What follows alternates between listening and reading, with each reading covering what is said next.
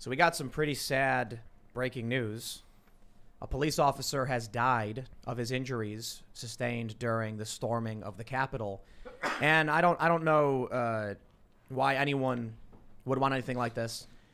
I mean, I don't know. It's just miserable. We spend all year complaining about the violence from Antifa and the destruction and the vandalism, the burning.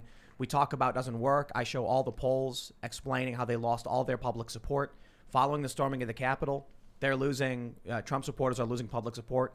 And now Trump himself has just come out issuing a statement condemning the violence, the criminals, saying that there will be a new administration and a peaceful transition. So I don't know what to say to these Trump supporters that think what they did somehow helped them or whatever. But I can tell you, you're left with two scenarios, I suppose. With Donald Trump coming out and saying that it was essentially wrong, and he denounces this, and it was un-American.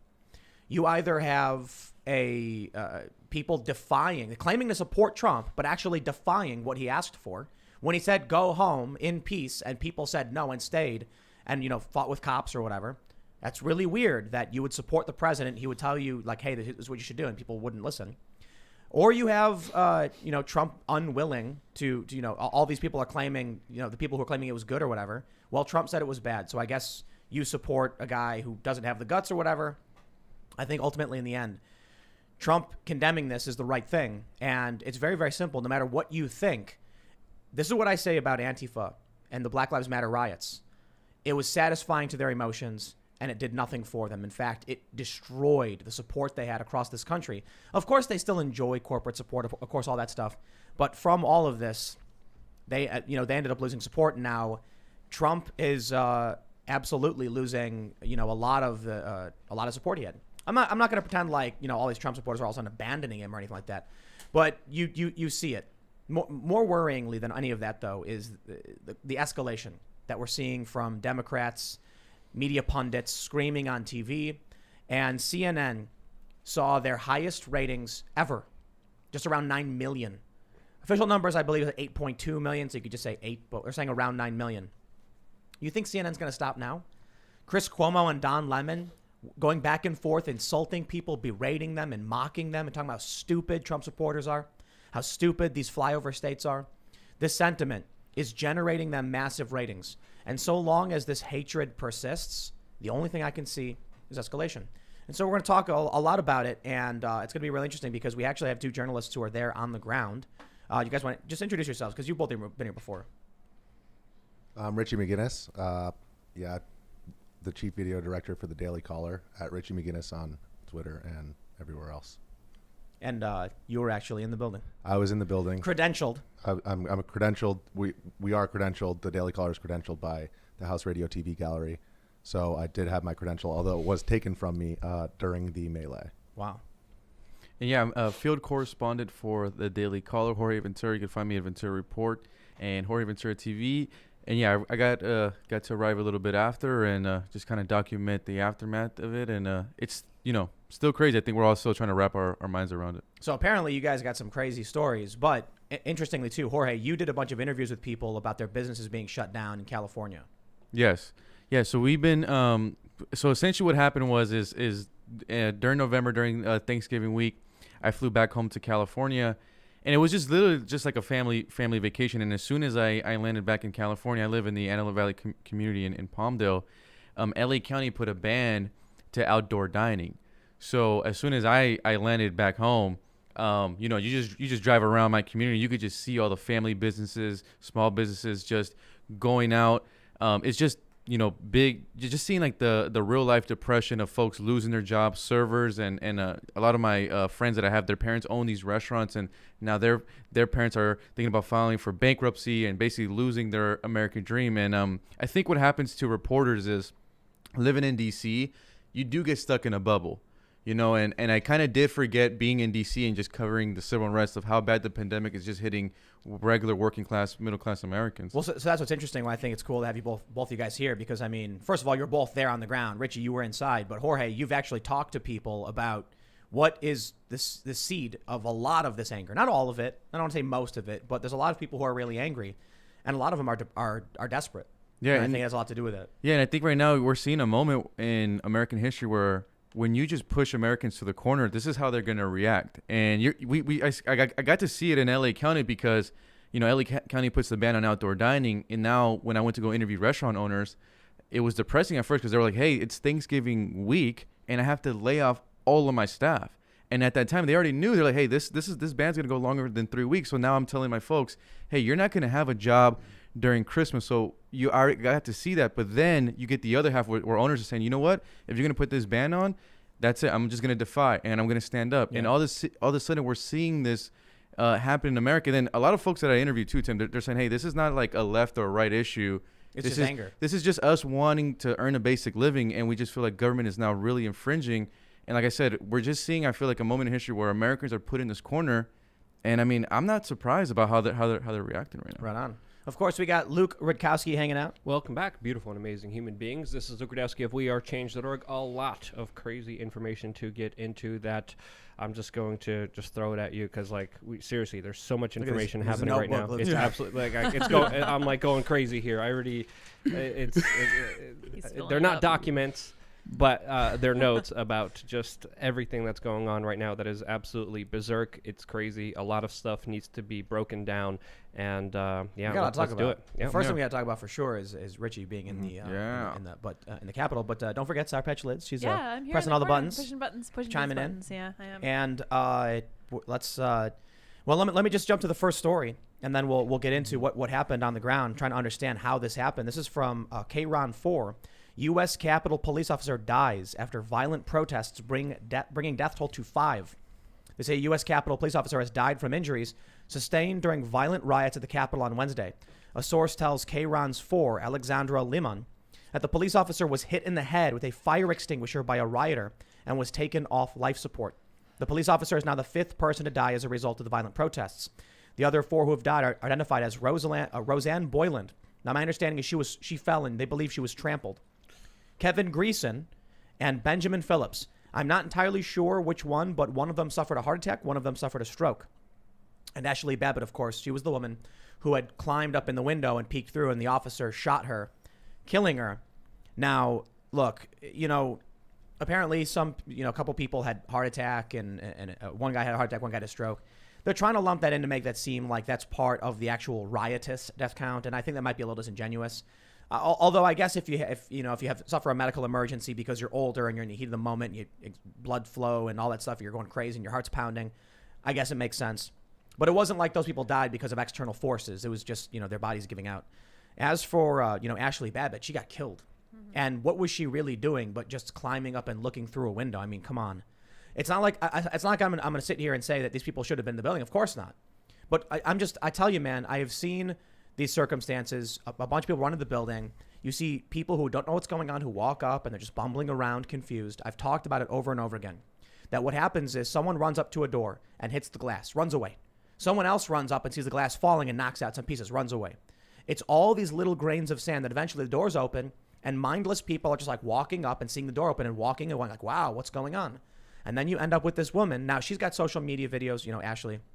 She was very adamant. She was very angry, a staunch Trump supporter. But this shouldn't have happened. I mean, even if, people were storming the Capitol, it's absurd, in my opinion.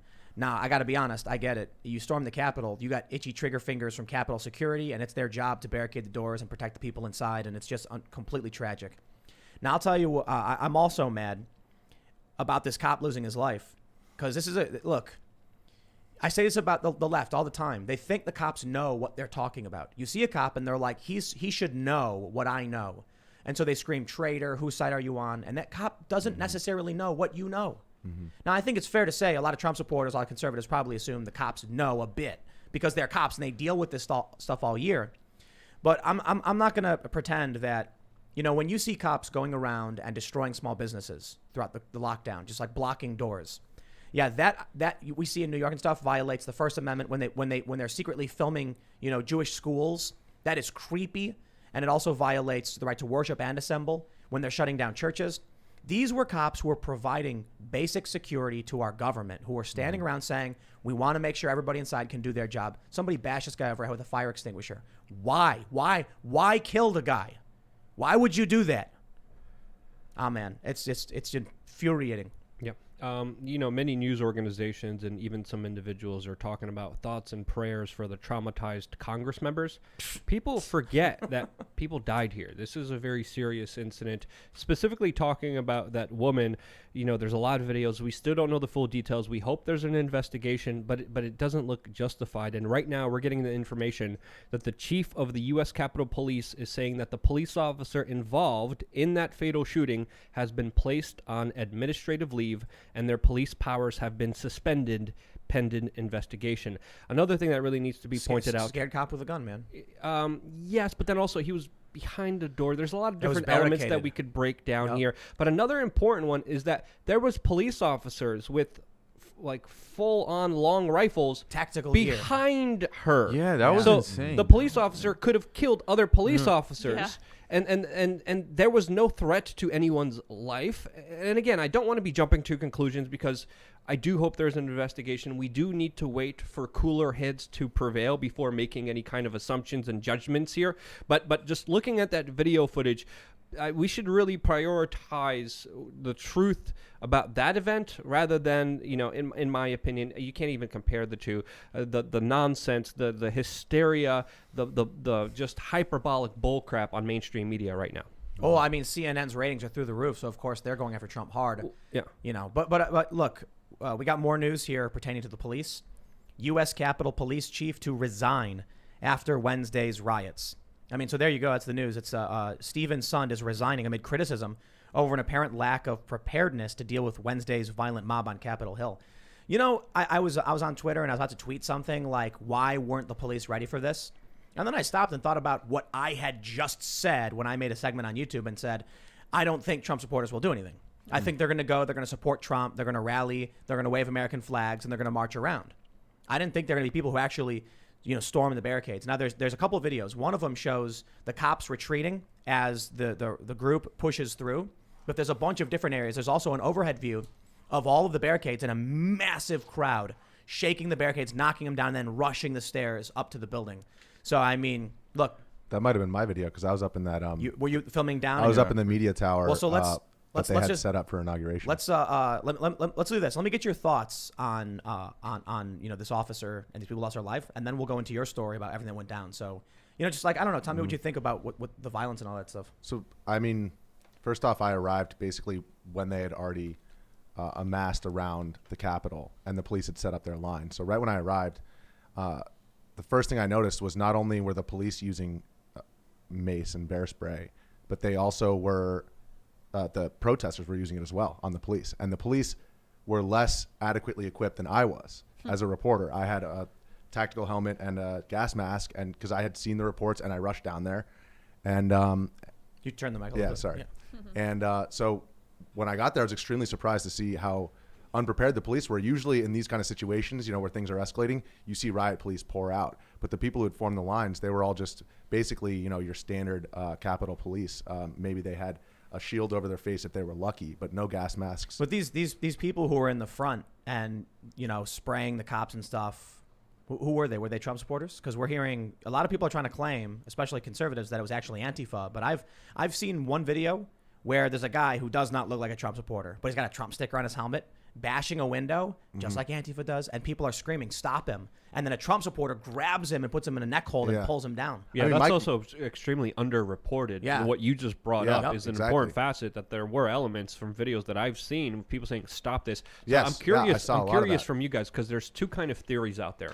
One is that there was inadequate security and that the police officers let them in. Another one was that they were just not ready and they were overtaken.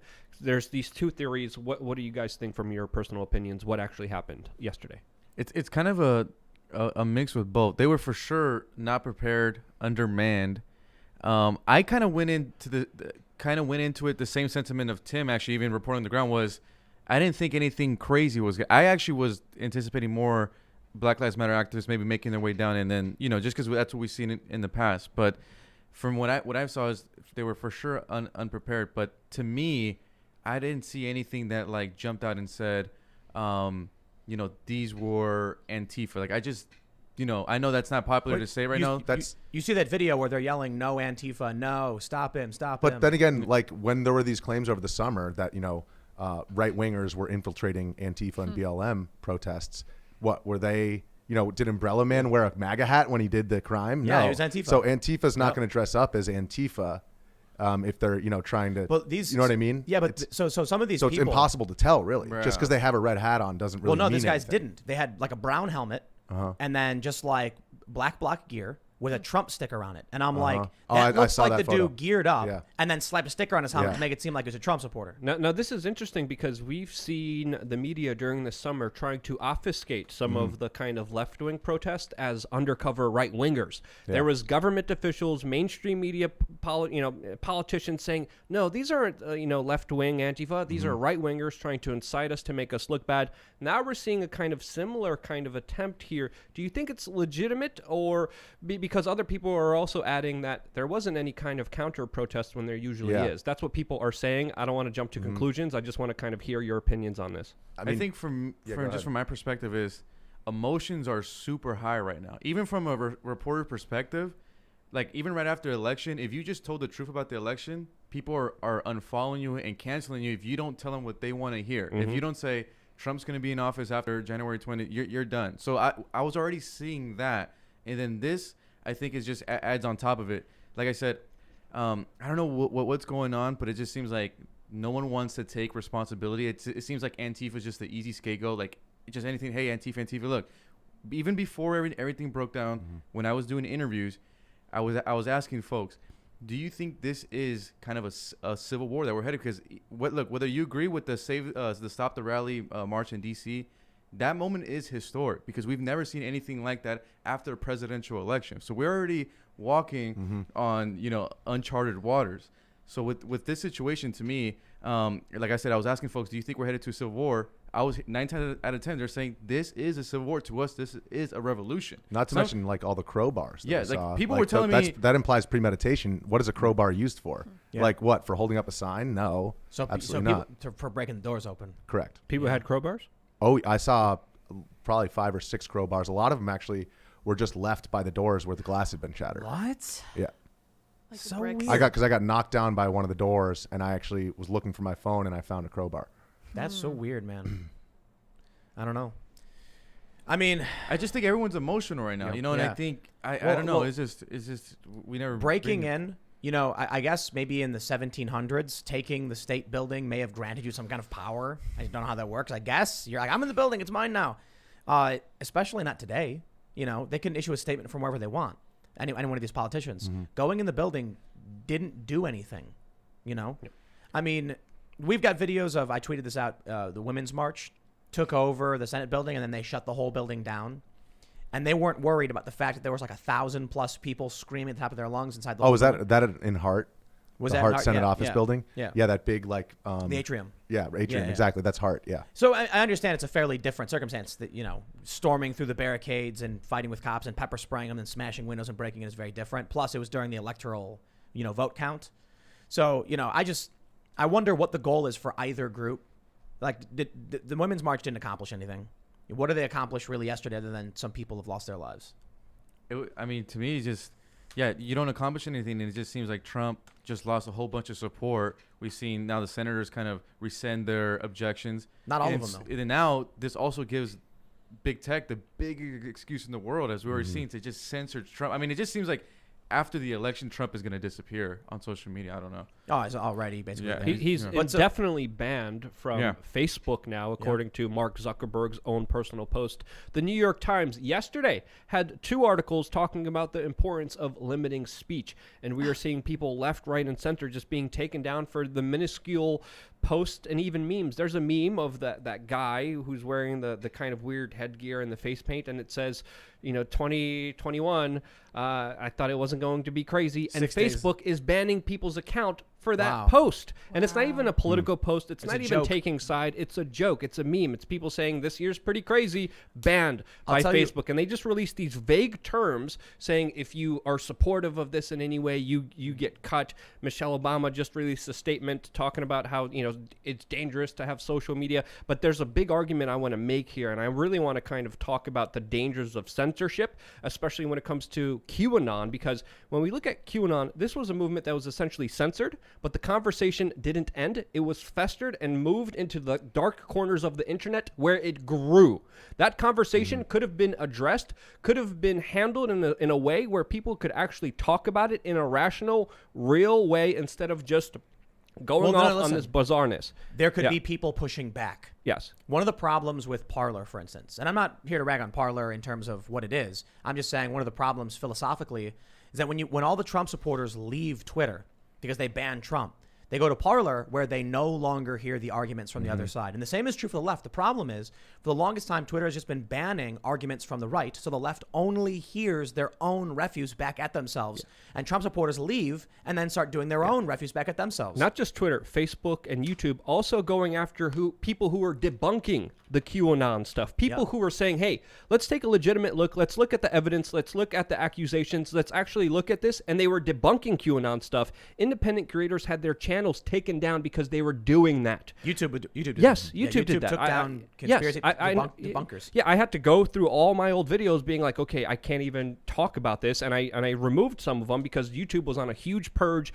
against I got one QAnon now. and whether you were against it or for it. And that is something that really pushed the conversation that made people on the fringe even more extreme. And they were coming back and saying, well, if we're not legitimate, why is YouTube blocking us? We must be against the system. We must be against the establishment. They say this, over target. Exactly. We're over the target because we're getting the flack. We're getting censored. And this is why I'm against censoring speech. And this is why this is an extremely dangerous time, because a lot of people are using this situation to push for extreme censorship and the destruction of civil liberties. They've censored the president of the United States.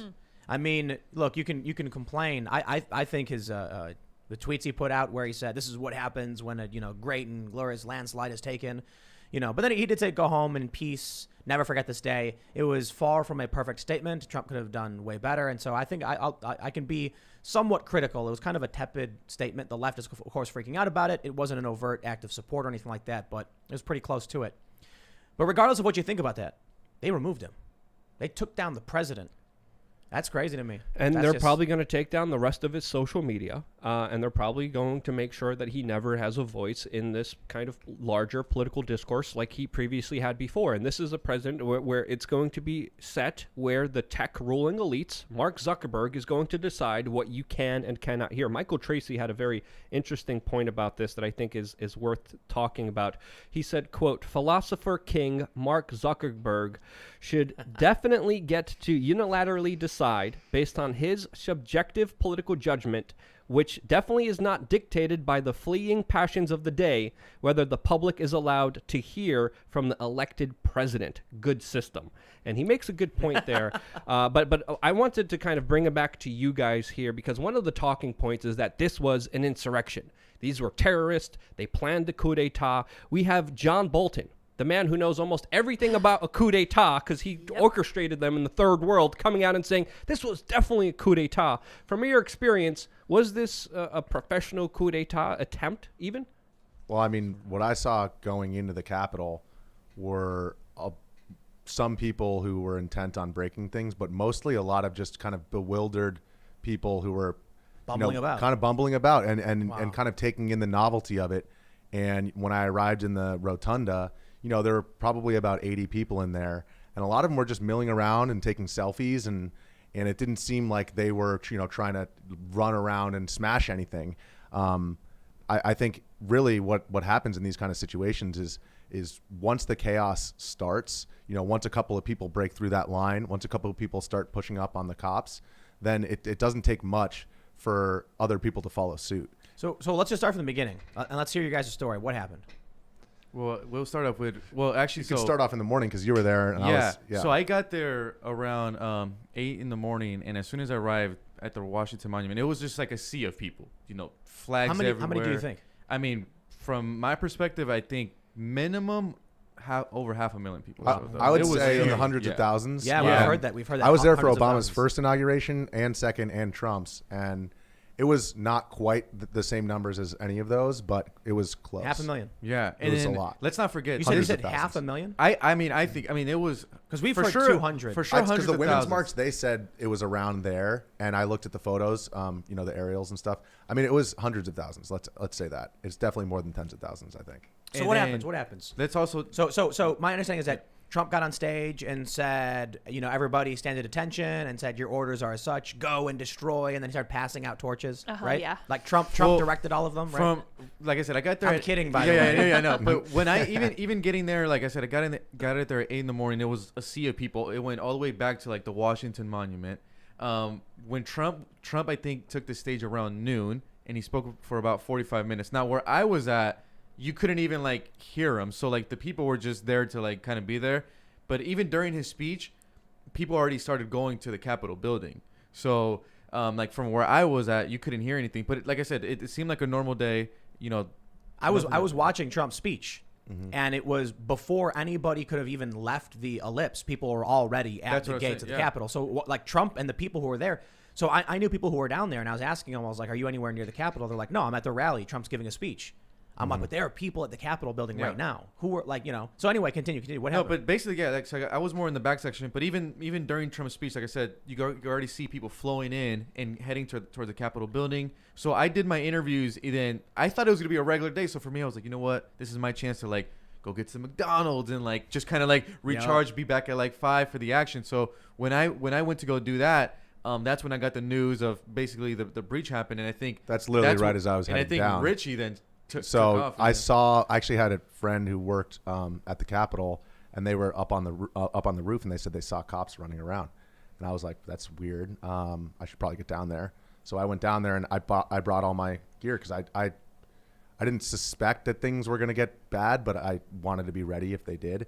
And the moment I arrived, I mean, you can see the clips, my first clips on my thread on Twitter. It was basically they were already clashing, and I went up in that tower, that scaffolding, and you can see that view as the lines are broken. Basically, it's the same thing. 2 or 3 guys make it through. They get clubbed. They get knocked down. Brutality. Everyone gets even more mad, and then a couple more break through, and then the police are overwhelmed. And if you see the numbers, I mean, it's not a matter. I think that the instances that have been cited online of cops, letting up or whatever, I don't even think it was a matter of that, because even where I was, where the cops were giving it their 1,000, I mean, you can see on the video, these cops were trying their best to hold on to these barriers, to hold the line, but they were getting pepper sprayed themselves, and I saw a number of them injured and going back and getting medical attention. So I think they would have been overwhelmed no matter what, given the chaos that was unfolding. So how did you? So what happens? You're standing up on the scaffold. You see the line break. What happens next? So I see the line break, and as the line is breaking, I have to give a shout out. It was my mom's birthday, and I called her in the morning. I'm not that bad a son, but she called me as the line was breaking. And like on an iPhone, if you ignore the call, it ends the video. So then if you look on Twitter, my video is broken up into 3 parts because my mom called me a second time and I declined again. And she forgave me for ignoring her call on her birthday. So thank you, Mom. I appreciate that. But after that, by that point, the police were concentrating themselves kind of in that open area on the stairs, but people were already climbing up the scaffoldings and into an area where they could still access the Capitol. So they were actually, past the cops. So actually the scaffoldings made it more difficult for the cops to defend that area surrounding, because basically that there were, like little nooks and crannies where people could climb into those scaffoldings, climb up and get up on the bleachers. So then what happens? Like when did people get in? Take us through how you ended up in there. From up there, I could see basically the flow of people going up the stairs. A lot of them just stopped and decided to wave a Trump flag or, wave whatever flag they had. I caught video of one guy who got a fire extinguisher from somewhere and was spraying it down on the cops below him. Whoa.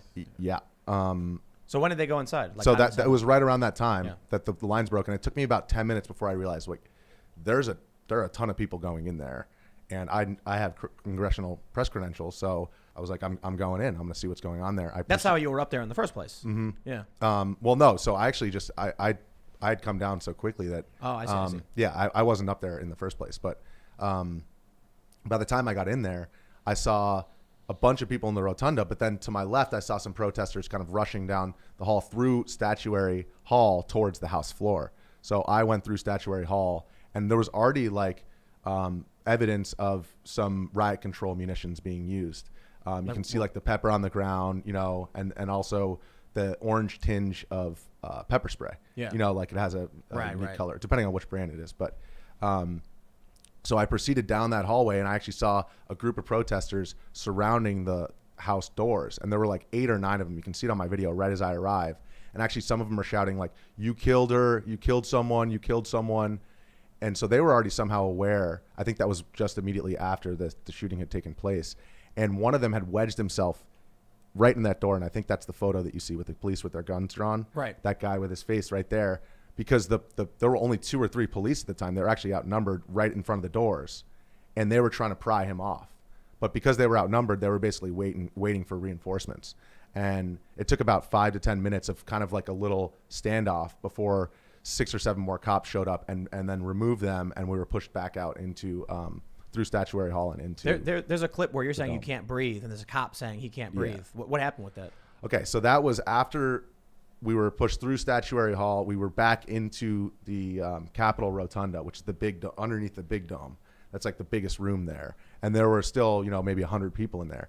The cops started to push us out, but there's kind of like maybe only a 20-foot wide doorway there, and so what happened was all the protesters got bottlenecked there. They were pushing back, and then there were maybe 40 or 50 cops at the time pushing against us. So I was, you know, as a reporter, it's valuable to be in the middle of the protesters and the cops so you can kind of show both sides.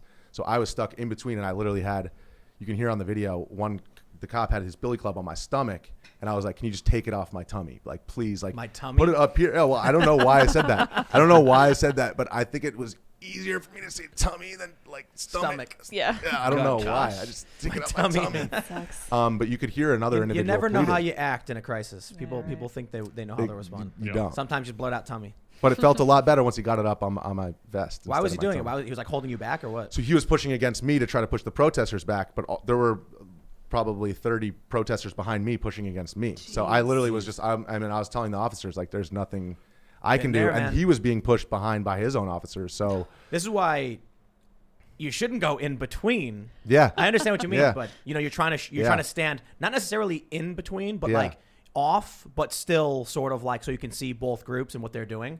Because if you're behind the protesters, you won't see what they're Exactly. doing. And if you're behind the cops, you don't see what the cops are doing. You got to get that angle. It's tough. It's tough.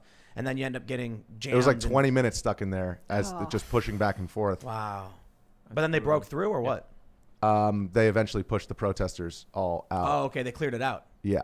Crazy. And then there was another scuffle by the door to the exit, which had also been smashed, and they were trying to close, but the protesters were blocking that.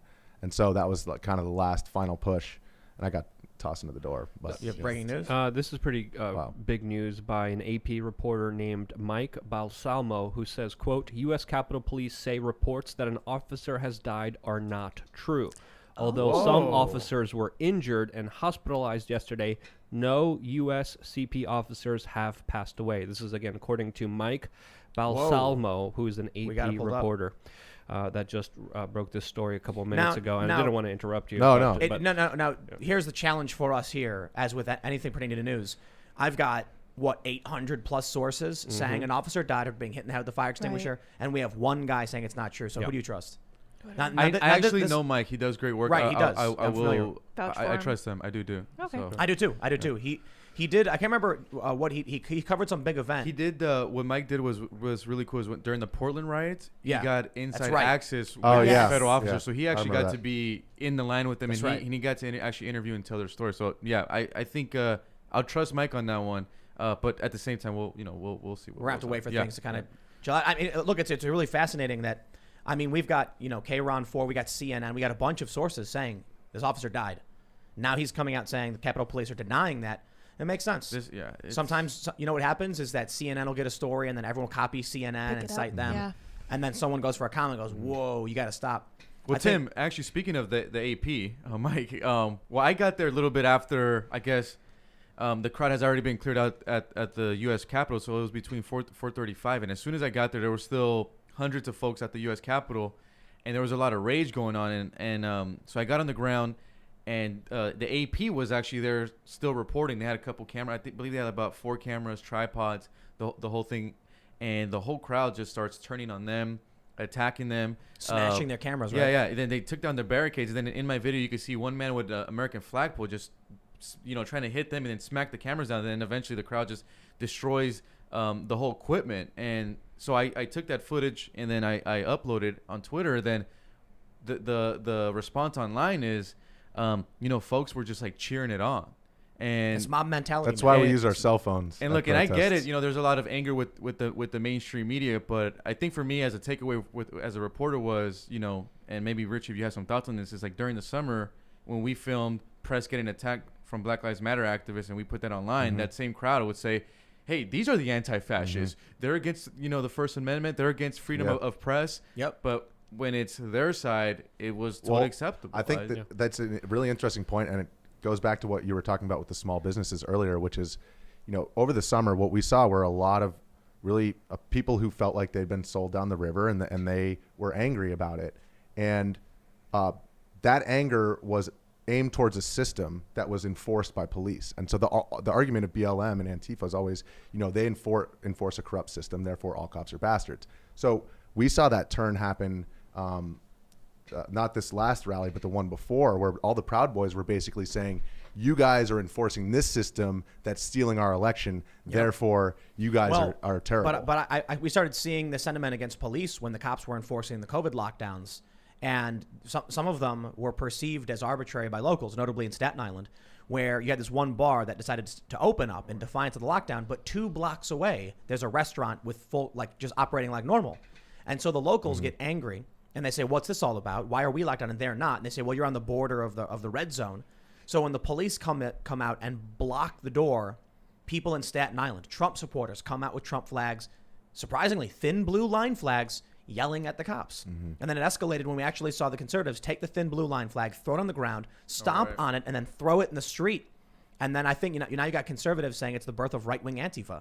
Well, it's important to point out in Staten Island, the zone that was restricted the most was a Republican area that many people said that the local Democratic government was selectively choosing to enforce these rules on. Well, they were also targeting the Jewish areas, which is really weird. Yeah, really the weird. Hasidic Jewish community, and we talked about that extensively on this show, and even had Heshi on the show, who's still out there and going to many rallies and doing a lot of different stuff. Trouble. I actually made my way up there and covered a story with the Hasidic Jew community where they just defied the lockdown orders and kind of partied out in the streets. Burned some masks. Yeah. Well, one of the crazy things too, I guess, is just people. There's a lot of commentary on the wrong target, I guess. They're saying, why are you going to the Capitol building? They're doing this, I guess you call it pro forma or ceremonial electoral, count. And it didn't matter if it was shut down or not. It doesn't matter if you're in the Capitol. Where's the actual organization and the protests of these actual corrupt institutions? I get it. They view the Capitol and Congress as corrupt in a lot of ways.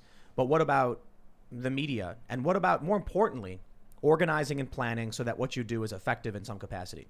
Because now what we see here is already there's Joe Biden coming out numerous occasions now saying it was insurrection, domestic terrorism, and things like that. So, we had the Patriot Act. Now they're going to come out with the securing American freedoms. And now we're seeing an argument to remove Trump from office with impeachment, Amendment 25. Yeah. My question is I think if that had been a BLM march, then perhaps they would have had more guards. Who's in charge of that? I honestly think whose job is it to make sure that Capitol doesn't get attacked? It's Capitol Police, right? There's Park Police involved, Muriel Bowser, and the federal government. Who of those people fucked up? Messed up. Fudged up. You meant to say. No, it's the Capitol Police who's now resigned, I suppose. But I think the issue is, I think they screwed up. But more importantly, nobody thought Trump supporters were going to do this. Come on. I had my helmet and my gas mask on. Yeah, but I guess we've seen the escalation, like I mentioned, with cops and the Proud Boys fighting. But you look at Antifa and they're showing up, and they'd been burning, Antifa and Black Lives Matter have been burning things down for years. They're like, we better secure this. You get the ellipse full of a bunch of middle-aged and older Trump supporters waving little flags, and Trump giving his speech, and they were like, nah, it's going to be fine. We don't got anything to worry about. And apparently they But did. the Proud Boys, the previous rally, they weren't just waving little flags. They were running through the streets, shouting "F Antifa" and looking for fights. Sure. And they got the fights. But, for sure. but to assume that the regular Trump supporters would bolster that, you know what I mean, would escalate. I agree with that, but I don't think it takes very many in the group in order True. to create that kind of situation. And I think, what some people have said is, I can't believe I'm seeing people that think it was a good strategy. I don't think it matters whether, I don't think that matters. You know what, man? When we see Cori Bush and AOC, they're calling for the expulsion of members of Congress who supported Trump. She directly said that Ted Cruz and Hawley should be expelled from Congress. It's like, okay, you're a congresswoman, they're senators. That's a very, it's a bit different, it's the upper chamber. But that's an insane and dangerous escalation. And it's going to keep happening. Nobody wants to back down. CNN doesn't. CNN is looking at their CPMs, on YouTube perhaps, but they're looking at their ad rates. And Jeff Zucker is cracking the champagne and saying, we got to keep this going somehow. Hey, and let's not forget, there was just a month ago, there was reports of Jeff Zucker wanting to step down because of the Trump administration. So, for him, it was like, hey, I already rode what I could do.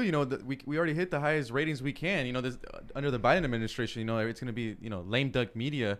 So yeah, there was already reports of Jeff Zucker trying to step down, but with this, you might want to stay in business for a little bit. Someone today took Chris Cuomo's comments a few months ago, where he said protests are not supposed to be peaceful. They took the full segment, and instead of doing the B-roll of Black Lives Matter during the summer, they replaced it with what happened in the Capitol, and everyone's freaking out about that video. I mean, obviously it's doctored, obviously it's faked, but we have to understand, a lot of the bigger kind of mainstream media institutions have kind of led this kind of foundation, this groundwork that it's okay to use violence for political means. As long as it's your political means. Exactly. That's the important part. Vox literally had an article that said riots are destructive, dangerous, and scary, but can lead to serious political reform. This is what people are, people, I got an email from someone saying, Tim, you're wrong about violence. And they were like, look at all these things throughout history where violence has brought change. And I'm like, bro, that was 400 years ago. Like, there was no mass media, there was no mass communication. And so, yes, one day somebody was leaving their farm and went to town hall and saw a different flag there and went, what happened? And they were like, oh, he's in charge now. And they're like, oh. But we have to understand, BLM had the support of the establishment of the mainstream media, of attorney generals that literally let off a lot of people. Trump supporters don't have any of that. So that's why this was a big miscalculation. This was a big misstep. And I think this was just a fervent crowd just getting the best of it all. Here's the question, though, is that do you think the conservative media's reaction has been similar to what, quote-unquote, liberal media's reaction was to the BLM riots? It's always like, well, I don't know specifically, but I will say conservatives, especially like Ben Shapiro, will immediately come out and condemn on principle things. He did. Yep. Yeah, like if the violence is wrong, if the left does it, if the right does it, the left doesn't do that though. There's right-wingers detesting everything that happened yesterday. Fox News, as it was happening, had the head guy of CPAC on talking about how it was justifiable to assassinate and kill an unarmed woman who he thought at the time was a teenager. Was that Matt Schlapp? Matt Schlapp was literally so Fox News already was saying this is disgusting, this is horrible, this is bad. People deserve to die when they were shot unarmed by the cops. That's the messaging that was coming out on Fox. A lot different than, of course, MSNBC saying, "Oh, this protest is mainly peaceful. Everything is mainly." There's a police station on fire behind the guy, and he goes, "Now I know there's a fire, but it's mostly peaceful." And now these same people are lecturing us about how everyone who was there, whether innocent or not, whether bad or not, whether doing something illegal or not, deserves to be sent to jail for the maximum amount of time. We deserve to lose our civil liberties. We deserve to lose our speech because this happened, and this is bad, and this is horrible because violence should be detested at all costs. Meanwhile, they are cheering it on just a few weeks ago. Here's what I love, though. When Black Lives Matter shows up in D.C., they paint the street Black Lives Matter. Then they get a ridiculous amount of police to guard the 27. No. I'm talking about guarding the Capitol buildings. Oh, yeah. You can see the picture of CBP doing their trainings, and they're like, "We're dispatching CBP." And the left, I think they make a really great point when they say, "Why were so many cops deployed when we come out?" And then when it's Trump supporters, they don't bring out that much at all. And I'm like, that's a really great point. Because they didn't secure this, Trump supporters break in. And because they didn't secure this, everyone now must suffer. Yeah. Social media must be censored. People are being banned from Twitter like crazy. There's tons of reports now of like thousands of people just getting their accounts just axed. There you go. A group of several hundred people breach the barricades. They go in the building, and like you said, it seemed like a lot of them may have been just bumbling about, bewildered. There were guys smoking, literally rolled and smoked doobies underneath the Capitol Rotunda. Wow. And there were like 3 or 4 of them that I filmed, and they were just happy to talk to me about what kind of weed they were smoking. And that's crazy. I don't know. No masks. No mask. These can't people, smoke a doobie with a mask on. No, but I mean, like, these people didn't realize. I'm not talking about like COVID mask. I'm talking about. Oh yes, the amount of cameras they have in there. I mean, you walk into that rotunda and you're getting a facial scan. These people were bumbling and doting, just I don't know, fools. Yeah, I was watching that guy Baked Alaska just live streaming in there. I was like, oh, prison. No, yeah, prison. I also don't think that they understand. Like, I think a lot of the people didn't. Yo, that painting over there is literally priceless. It was painted in like 1784. Yeah. Right. You know, and it's this massive scary. oil painting, and there's just literally guys smoking doobies in front of it. Yep. And I got pepper sprayed in that room. So And there was tear gas deployed in the rotunda. yeah. Right? There was like pictures of like the Trump I didn't supporters. see it personally because I there was came in reports after. of- But like I said, I saw the evidence of riot control munitions. So yeah. Now, how do you clean they're spraying the fire extinguishers? People don't realize that all throughout the hallways of these buildings are priceless old portraits and paintings that are well taken care of. I remember when I went to the White House, there were rooms where like I went to the bathroom and there was like this ancient sword or whatever. I shouldn't say ancient, but like several 100-year-old swords like outside the door. And I'm like, what is that? I'm like, oh, that sword is from this battle where this ambassador came here. And I'm like, that's the bathroom. That's the White House. When you're in the Capitol building too, it's like that's real artifacts and art of history. People going in there and smashing things and letting off the fire extinguishers and stuff. And then of course the riot munitions. That's you know what, man? You want to know what story really breaks my heart? The burning of the Library of Alexandria. Yes. Yeah. You guys know that, right? Like the old library, course. ancient history. That like, man, all the things we could have learned and all that history's gone. So when I think about what you're talking about, these paintings, I don't like it. But I will say, at least in the situation that I was in, the police showed a lot of restraint in only pushing, and basically relying only taking on selfies that. with people. Well, so like I said, I didn't see any of that, so I can only speak on what I saw. Yeah. But those police in that room, I saw maybe 1 or 2 times pepper spray deployed in a very they were outnumbered, and it wasn't until the TAC police arrived. There were like a dozen guys in TAC gear, but they were outnumbered. I don't know if you guys seen that video. BG on the scene got it, where you had the U.S. Capitol Police guy. He was like in the corner, literally like just shivering, quivering of fear, and I was like, whoa, that was like, oh man, I feel. Isn't that weird though? Were you guys quivering when all this was going down? Were you were inside? Were you shaking with fear and like scared, like as people were coming in? You've got the risk, Richie, of the protesters and the police. That's You're not a participant. You're there as a That's journalist. They were smashing cameras outside. So the cops are going to be like, I don't care. They're going to go after everybody. Then you got the protesters who are like, someone's etched murder the media into a door. Oh yeah, Yeah, I saw that. Yeah. How is it? Were you quivering, Richie? Were you terrified and shaking? I think the only reason why I would think that I would get targeted is because I think I'm not going to dress up like a Trump supporter, right? But when I go to an Antifa riot, I'm dressing up like Antifa to blend in. So I think maybe I stood out more than I would have in a normal situation. What I just mean is you are in this a credentialed press, you normal access to the building and all that stuff. You're covering what's going on, and there's this cop who's quivering and terrified. Now we have this photo of all the members of Congress. They're like hiding and ducking, terrified. I think to be fair, they don't know necessarily what the threat is. All they know is they're told something's going on, and they found pipe bombs. So that I understand. But it's to me, the cop, to see that video of that cop shivering, and I'm like, that dude. Look, man, I once interviewed this NYPD detective, and he was talking about the problems of the cops and guns and unarmed people being shot, and he said it's because you got scared people with guns. You got to have there's nothing more dangerous than a scared person with a gun. And I'm like, there's a lot of things more dangerous, like a grizzly bear running through New York. But I get your point. And so when I see a video of that, I'm like, dude, it's not prepared for this. Not That's at all. good. Yeah, point. there's memes going around showing the pictures of the legislators, and they're kind of hiding, and the caption reads, "These are the people that send us to war."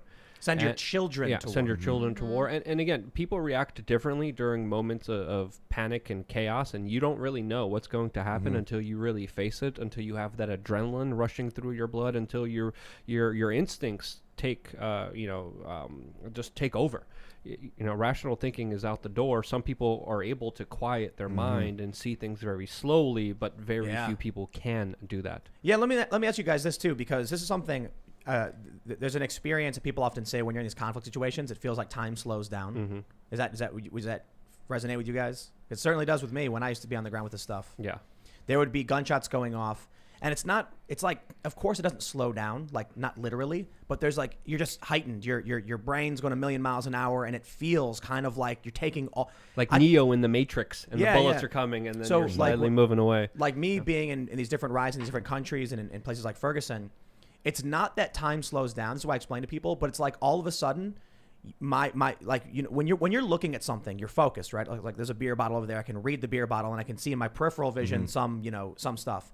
But like in these conflicts, it's like all of my field of vision becomes focused, like in focus, and I can just see everything's coming in, and it kind of makes it feel like time is slowing Your down. senses are honed in, and you're in the moment, and Every sound, every every it's little just- thing you pick up on and you register, and it's there. I think I read it in a book. It's Think and Grow Rich by Napoleon Hill, and I think maybe for us, because we're journalists, and I think this is what it is for us. I think when we're in those moments, I think it's called flow state for us. Yes. Yeah. And I Flow think state? for It's us, a good book too. Yeah. yeah, for us, I think since our focus is so high because we know, I think, the moment, the intensity, the significance, and also I think a lot of stuff we cover is historic. So I think we know to perform our best that we just kind of click into this flow state and things just tick. And sometimes you can't just describe. Like for me, like people always come up to me and they're like, oh man, like I love what you do. You're such a brave person and stuff. I'm like, I'm not. Like you can't get me to go on a roller coaster. Like I won't do a roller coaster. I don't do roller But I coasters think what it either. is in those moments when we're in those chaotic scenes and you know what's gonna happen. I think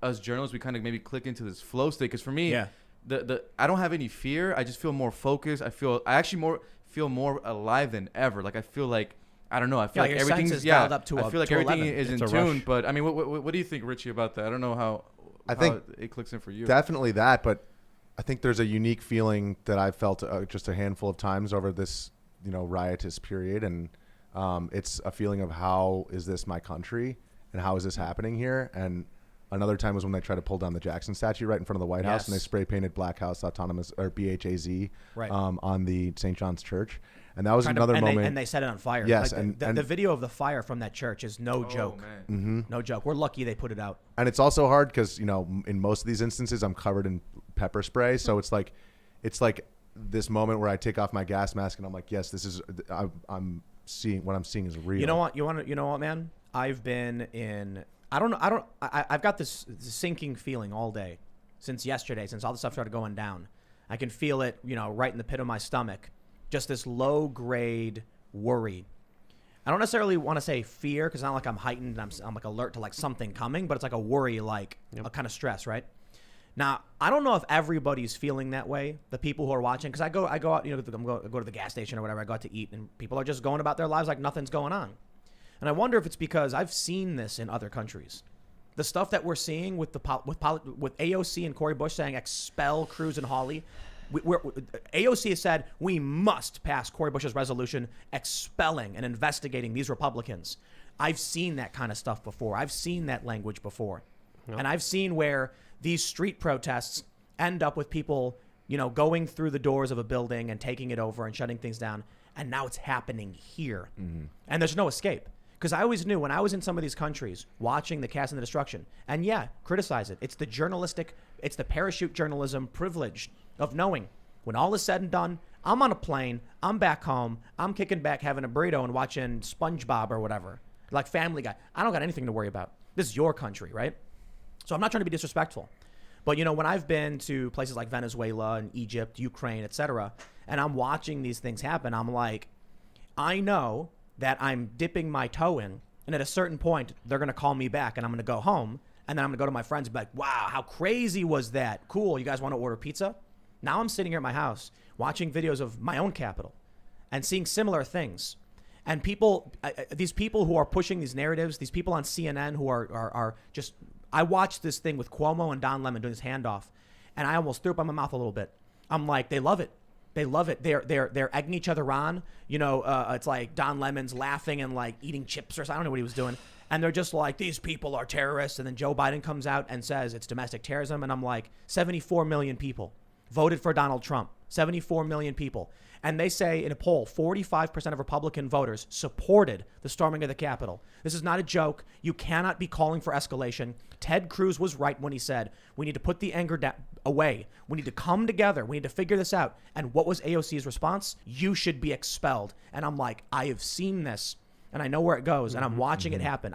It's freaking me out. 74 million people disenfranchised, ignored, censored, and shamed.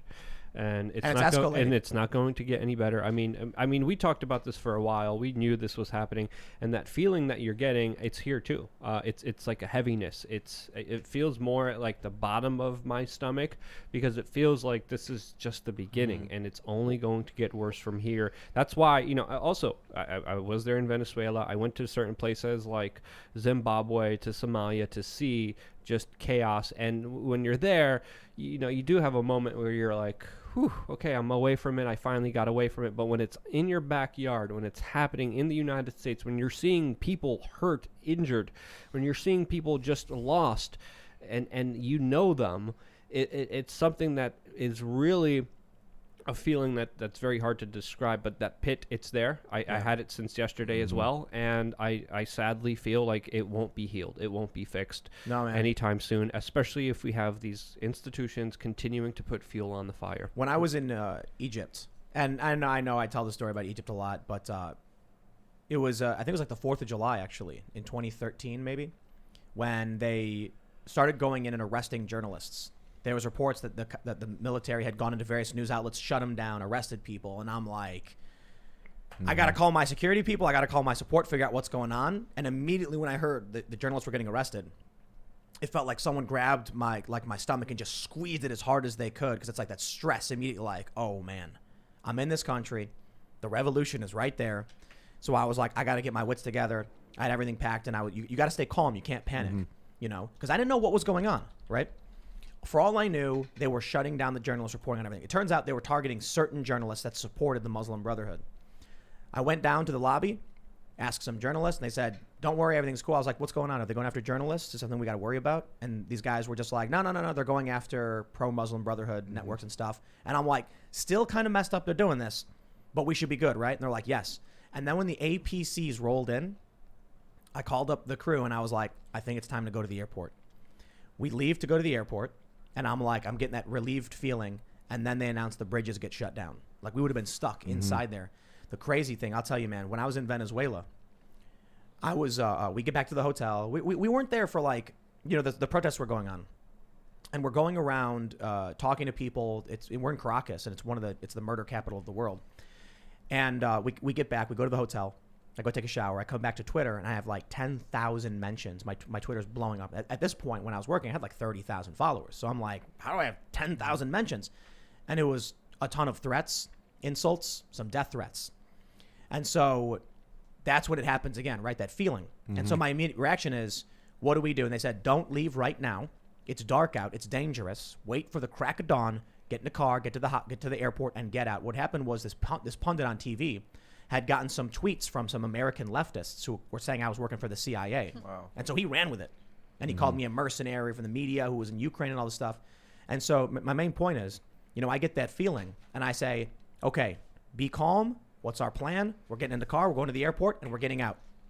I get in the plane and I remember taking off. And as soon as the wheels left the ground, the feeling lifts. And I'm like, I'm officially in the air.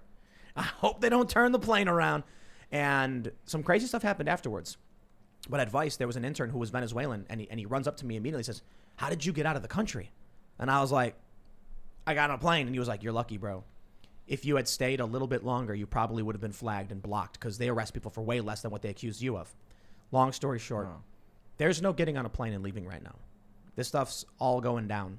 And, you know, all day today, I'm looking at Twitter and I'm looking at the media and I'm seeing pundits, leftists, Democrats, And they're saying we need more authority, we need more powers, we need retribution, we need reconciliation. You saw that tweet from David Cross where he said, F that, I want blood. Did you see that?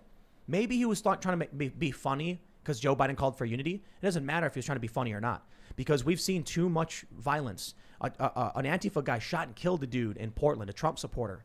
And so people they're not even on edge anymore. We're off. We're falling, right? And then you see something like that. Was that Twitter removed? Was he banned? I don't know. I don't think so. But it's not a joke. It's not at all. There's no plane to get on to get out of here. We're in it. And then even after the election results, CNN came out and made like an hour special where they compared the whole Trump movement to Nazi Germany. So it's just like, what? Yeah, it's like having these things play out in mass media, I think keeps fueling the division, and we are so far apart from each other. And then, for me growing up in California, it's just like, now I understand, people in California don't even understand like the problems of like someone in middle America and like Michigan and in Ohio. For someone in California, they think, if you vote for Trump, you're this crazy, racist person. And then, you could go to somewhere like Detroit and say, hey, well, what's the reason why you voted for Trump? And they'll tell you, well, I had a great job in the automobile industry, but then the NAFTA deal came. Now my job shipped. Now I can't feed my family. Now my kids are on opioids. Now I have a divorce. My kids are on drugs. No one speaks to me in Washington. So it's just like, I don't, how do we get back where we could just have regular Americans back at the table talking about these issues? But I think media right now is just playing a huge role in the division, and it's from both sides, not just from one side, from both sides. I mean, that was what happened after Kenosha, which is like one side of the media basically was telling a different story than the other. Yeah. And me being the witness caught in the middle, like it's was incredibly infuriating to see, one side not want to hear what you had to say, what you saw. Not like your opinion on the thing, what you saw, because they had some political opinion on it. I remember when that was happening, and I remember saying there's no going back from this. Once you have mainline media institutions excusing violence for political means, there's no way you could put that big, I can't curse here, big genie back into the lamp. You can't. The genie's out. And it's being vigorously rubbed by all the special interests that are benefiting off of this larger divide and conquer agenda, and these people fighting each other. And sadly, I mean, I think one of the issues that led to this is the censorship. More censorship is going to create more problems, more disenfranchised people, more people not being able to talk out ideas, but they're going to go to the extreme because they can't resolve it with proper communication. That's one of the most important things that I think we should also talk about, and also the copycat effect, which I want to talk about in just a little bit, but you have a point you want to make. No, we got some big news. Actually, this news is from yesterday. Heidi Hatch from KUTV's confirmed a Utah man involved in the protests involved in the protests in Utah this spring was in D.C. and stormed the Capitol amid violent protests. There's a man named John Sullivan, and he was arrested as a member of Black Lives Matter during the riots in spring. And apparently he claims he was there just to document, but he was there as the woman was shot. So it looks like we do have confirmation of leftists part of the protests that stormed the Capitol building. I brought this up. As a lot of people are saying, like Matt Gaetz said, there's a facial recognition company that like found Antifa or something. I don't think that's true. I think they denied that. I don't know where he got that information from. But a lot of people are saying this was Antifa who did this. Well, there's not a whole lot of evidence, but we do have a guy now. We have him. This is what I was wondering. We were asking some questions the other day. Antifa always counter protests. They always show up. They announced they were going to show up. Where were they this time? And so I said this a few days before. Now that the Proud Boys and Trump supporters are mad at cops, what happens when Antifa says, okay, and they don't, okay, my enemy of my enemy is my friend, I guess. Is it possible that some of these people at least, well, we got this from Heidi Hatch of KUTV. I believe she's of KUTV. Yes, KUTV News, confirming this guy. He's listed as an organizer of the Provo protest, arrested, accused of rioting and making threats. And they even say in the KUTV story, or the woman, she says, he does not align with Donald Trump politically. So we have leftists that were inside the Capitol. At least we can say that much. I don't know what that means moving forward, but... And that's what I think why I always just say the term protesters. I mean, I know people always get mad, oh, it's a riot or it's this or it's that. I mean, I just think that's a generic term as opposed to saying Antifa, BLM, rioters. You don't know just because they're wearing all black. You know, they Right. could have come out there with good intentions. They're just a mom who, you know, wanted to, you know, her kid got beat up by the police, you know? So you don't man. know just because they're wearing black or just because they're wearing a red hat. Oh, okay. Yeah, you support all the president's policies. This is where I don't care for the tribalism. That when that dude in all black showed up to that was an auto zone or whatever in Minneapolis, started smashing things out, immediately they said this guy is far right. Like the left knew. Or a cop. Or a cop, right? Yeah. Mm-hmm. Now we have the exact same thing when this goes down. They're saying it was Antifa who did this, and it's like there may be. We got this guy, right? This was from yesterday. They're saying they confirmed it. But come on, man. There were people wearing Trump hats. We'll get a lot more information as we see who does get arrested, Right. Because they do have facial recognition in there, Right. inside the Capitol. Yep. I don't know about. Well, we have a monitoring whole Antifa, track, but- trace, and database society with the NSA and FBI pretty much knowing everything about everyone through their cell phone. They could easily geolocate everyone.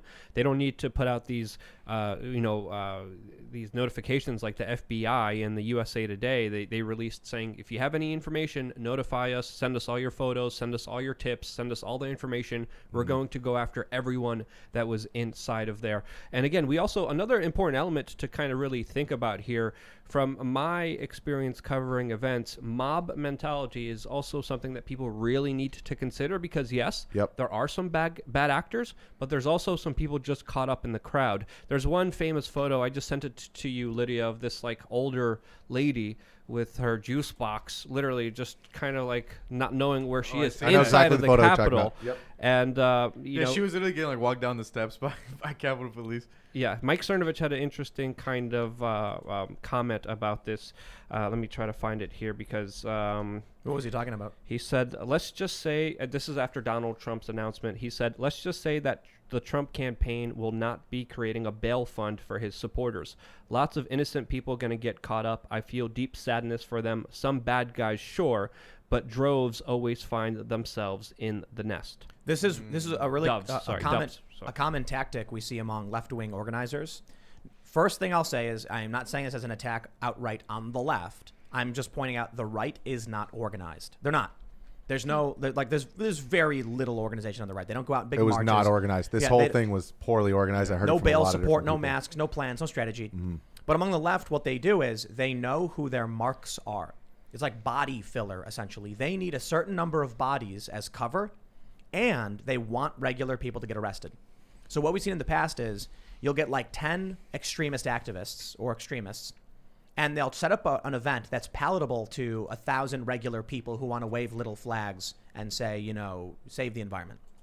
Once they get that march going, they use that as cover to go and do some kind of action that results in a mass arrest.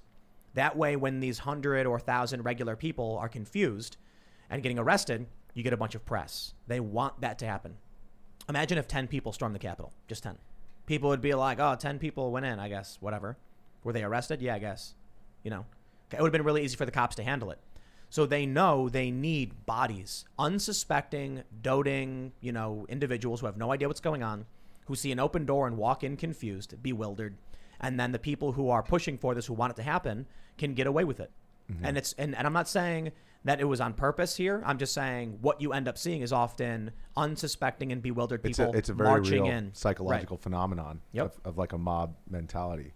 Yep. Where if a couple people do it, that's all it takes. And, And I we've mean, seen you it could across just- the country. You could even see from the footage too, because right when folks are in there, they're just like Richie said, they were taking selfies, smoking pot. So even for them, they were more shocked that they were even in there. Yeah, exactly. They were just kind of taking it in. They didn't know whether they were, you know, staging a sit-in or, you know, or occupying the Capitol building for several hours. You know, they didn't even know. They were, you know, I was watching that, you know, a bunch of streamers just having fun, smoking pot. It was kind of it was kind of like, that's what I'm saying. This, if that's Antifa, then I mean, yeah, I mean, wow, yeah. I don't think any Antifa is going to dress as undercover Trump supporters. They then want to go to jail for 10 years to smoke a joint inside a Capitol under a law that Trump put in place. Yeah. The idea that Antifa would take their mask off, put on a MAGA hat, take their mask off, put on a MAGA hat, and then walk in and be like, "I'm actually a Trump supporter. Here's my face."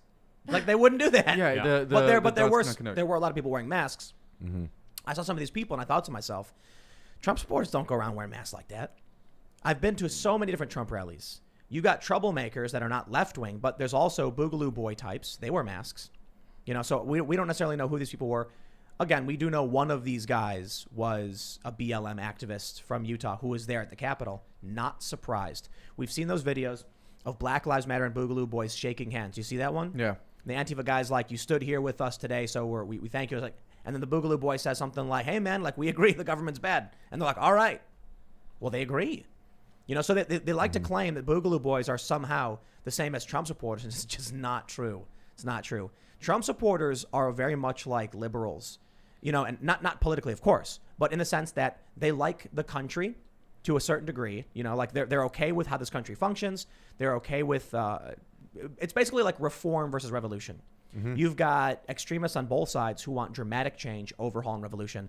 And then you've got the regular left and right-wing individuals. I think the problem is the left in this country has moved so far left, but also has so much control now of institutions that regular Trump supporters who probably would be satisfied with winning an election are now feeling just totally cut out, period.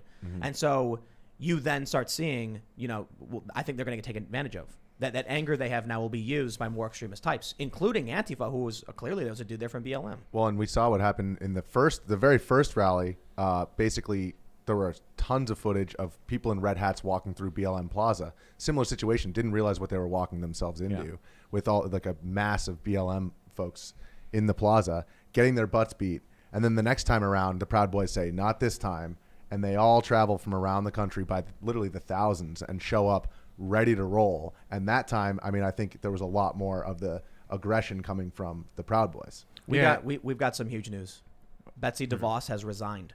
Oh, that's huge. Writing in a letter to the president, there is, quote, there is no mistaking the impact your rhetoric had on the situation. And it is the inflection point for me. Oh, she was a staunch reporter, too. Staunch supporter of Trump. And not only that, but she was, you know, a lot of Trump. You know, we have Jack Murphy on the show, and he talks about Democrat to deplorable. He wrote this book. He interviewed a lot of people, and one of the big issues was Title IX, right? Reform from these colleges, making sure due process was standing and these critical race theory was being challenged. And she was very much doing that. That's what, you know, Trump brought her in for. Well, for one of the reasons, at least. Now she's out. I tell you, man, what happened at that Capitol. You know what, man? Look, there are a lot of people that don't want to listen to me. The left doesn't want to listen to me for sure. And many of them, staunchest Trump supporters, don't want to hear it. But when Lynn Wood snapped off, I said, this is bad. When Sidney Powell snapped off, this is bad. Tucker Carlson said, I called Sidney, said, where's the evidence? And she didn't give us any. And what happened? His ratings got cut in half. If you listened to Tucker, Trump would be in a better position right now.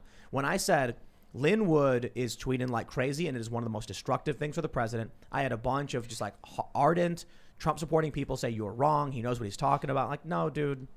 Whether that's true or not doesn't matter. Okay, fine. I think he's off. I think he's gone nuts. I don't know what's going on with him, but he's delegitimizing the president. And so when all this goes down, you need to understand the impact that going into that Capitol had. It scared people. Nobody wants to be. It's just, what do you accomplish? Exactly. I don't see what goal you would have where that's like a good way to get there. People thought that, I guess, you know, there's that video of that woman and she's crying and she's like, I went in and they maced me. And they're like, why did you go in? And she goes, we're storming the Capitol. It's a revolution. Like, what do you mean a revolution? You, a bunch of random people walking into the Capitol building is a revolution? Like, it's not. You know what's kind of the saddest thing too that we should just take away is, you know, Ashley, the Air Force veteran who died. I mean, she served our country. She served in wars only to die in the U.S. Capitol building. Yeah. I mean, it's just a disgrace. The people in this country are getting really mad, and you know, I'm hearing people say that it's a reminder to, you know, the Republican Party or whatever, that we're here and we're loud or whatever. And I'm like, the Republican Party just like does what the Democrats want them to do for the most part. They feign objection. They feign, you know, oh, we're going to fight back. And then they obstruct and then nothing really happens. Like Lindsey Graham coming out and saying like, oh, that's it for me. I'm like, oh, come on. Like as if you were really ever doing anything for anybody. Come on. These politicians win because people go and vote for R or D, not a person, you know. So what I've been warning for some time is you got a lot of angry people in this country for a lot of reasons. Before Trump, it was the loss of manufacturing jobs and the collapse of these small towns and the opioid crisis. And Trump was addressing that in many different ways. Whether he solved those problems is another question. Now, with the COVID lockdown, a lot of this is being revived and people are angry. And they're especially mad now that the president they supported, after 74 million votes, loses. But they're particularly mad that there's a bunch of signed, sworn affidavits of impropriety, and it should be adjudicated. And there's weird mathematical anomalies and questions that want to be raised. All of these things need to be presented. Now, here's the thing. They talk about in the media, oh, it went to court. These things were in court, and they were all shot down by the judges. Well, not on the merits, right? On procedure. Here's the problem. You actually had advocates in the Senate. They called them the Dirty Dozen because the media was insulting them. The Republicans who said, we are going to go through the evidence. It was your chance to have the evidence presented in the joint session. Exactly. And what happened? They broke the doors in, they evacuated, and that was it. That's what makes zero sense. It makes no sense. They were supposed to have their time for the whole country to be watching. The TV was we on. were all watching this. CNN was on, and they were counting the votes, and they were playing what the Republicans had to say. And I was like, this is it. The chance for the American people to hear the argument. And then they evacuated, shut it down, and that was it. And then nobody was watching. And I was really interested on what Josh Hawley was going to come out and say, because I was actually shocked that he came out and was like, I'm going to eject. So I'm like, okay, this is one of the more rising stars of the Republican Party. You know, he's come out and just set himself as a populist. He also kind of set himself apart by like working with Bernie Sanders on the 2K stimulus check. But once he came out and said, okay, this is going to get interesting, then Ted Cruz followed. But like you said, everyone is now jumping ship. Loeffler ended up rescinding her objection as well, and it's going all downhill real fast for the Trump administration. What's the reconciliation though? Is there just none? I mean, you got like Ted Cruz saying, let's put the anger aside and come together. But they don't want it. CNN clearly doesn't want it. AOC doesn't want it. Cenk Uygur doesn't want it. They don't want it. They do not want peace. And so the problem is what they don't realize, or they do, I don't know, when they point to like this QAnon Viking guy, this is not the majority of Americans, let alone Trump's base or the Republican Party. It's just there are fringe people. I really don't like it when the conservatives say that Antifa is the Democratic Party, and I'm like, come on, agreed. They hate Joe Biden. Exactly. Yeah. But they do think it's easier to overthrow a feeble old man than a fascist. That's what they've been saying on social media. But they don't like Joe Biden. No. And so I've even been saying, like, now Antifa and the Trump supporters are against the establishment, right? But when you get the high-profile leftists claiming that every person who voted for Trump is like a QAnon person, and that's what they do, you're creating very serious problems. And so they're like, we don't want to unify with these Q crazy people. And it's like, okay, what about like the middle-aged suburban housewife who isn't all that political and just voted Republican for the sake of Republican? You're going to accuse her of being a cultist? Are you going to blanket everybody in the same group? Well, apparently that's why they don't want to unify. They don't want to be, we can't associate with them. They have a hyper-polarized view of the other.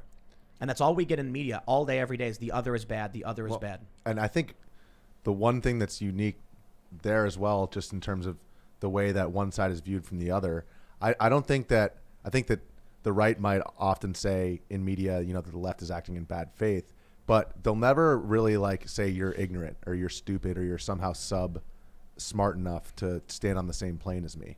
But having worked at NBC and then worked at the Daily Caller and for Mark Levin, I mean, that's a very real thing. And I think it's really, really, really, really hard until you're on that side and you experience it. We've got some partially breaking news from the past hour.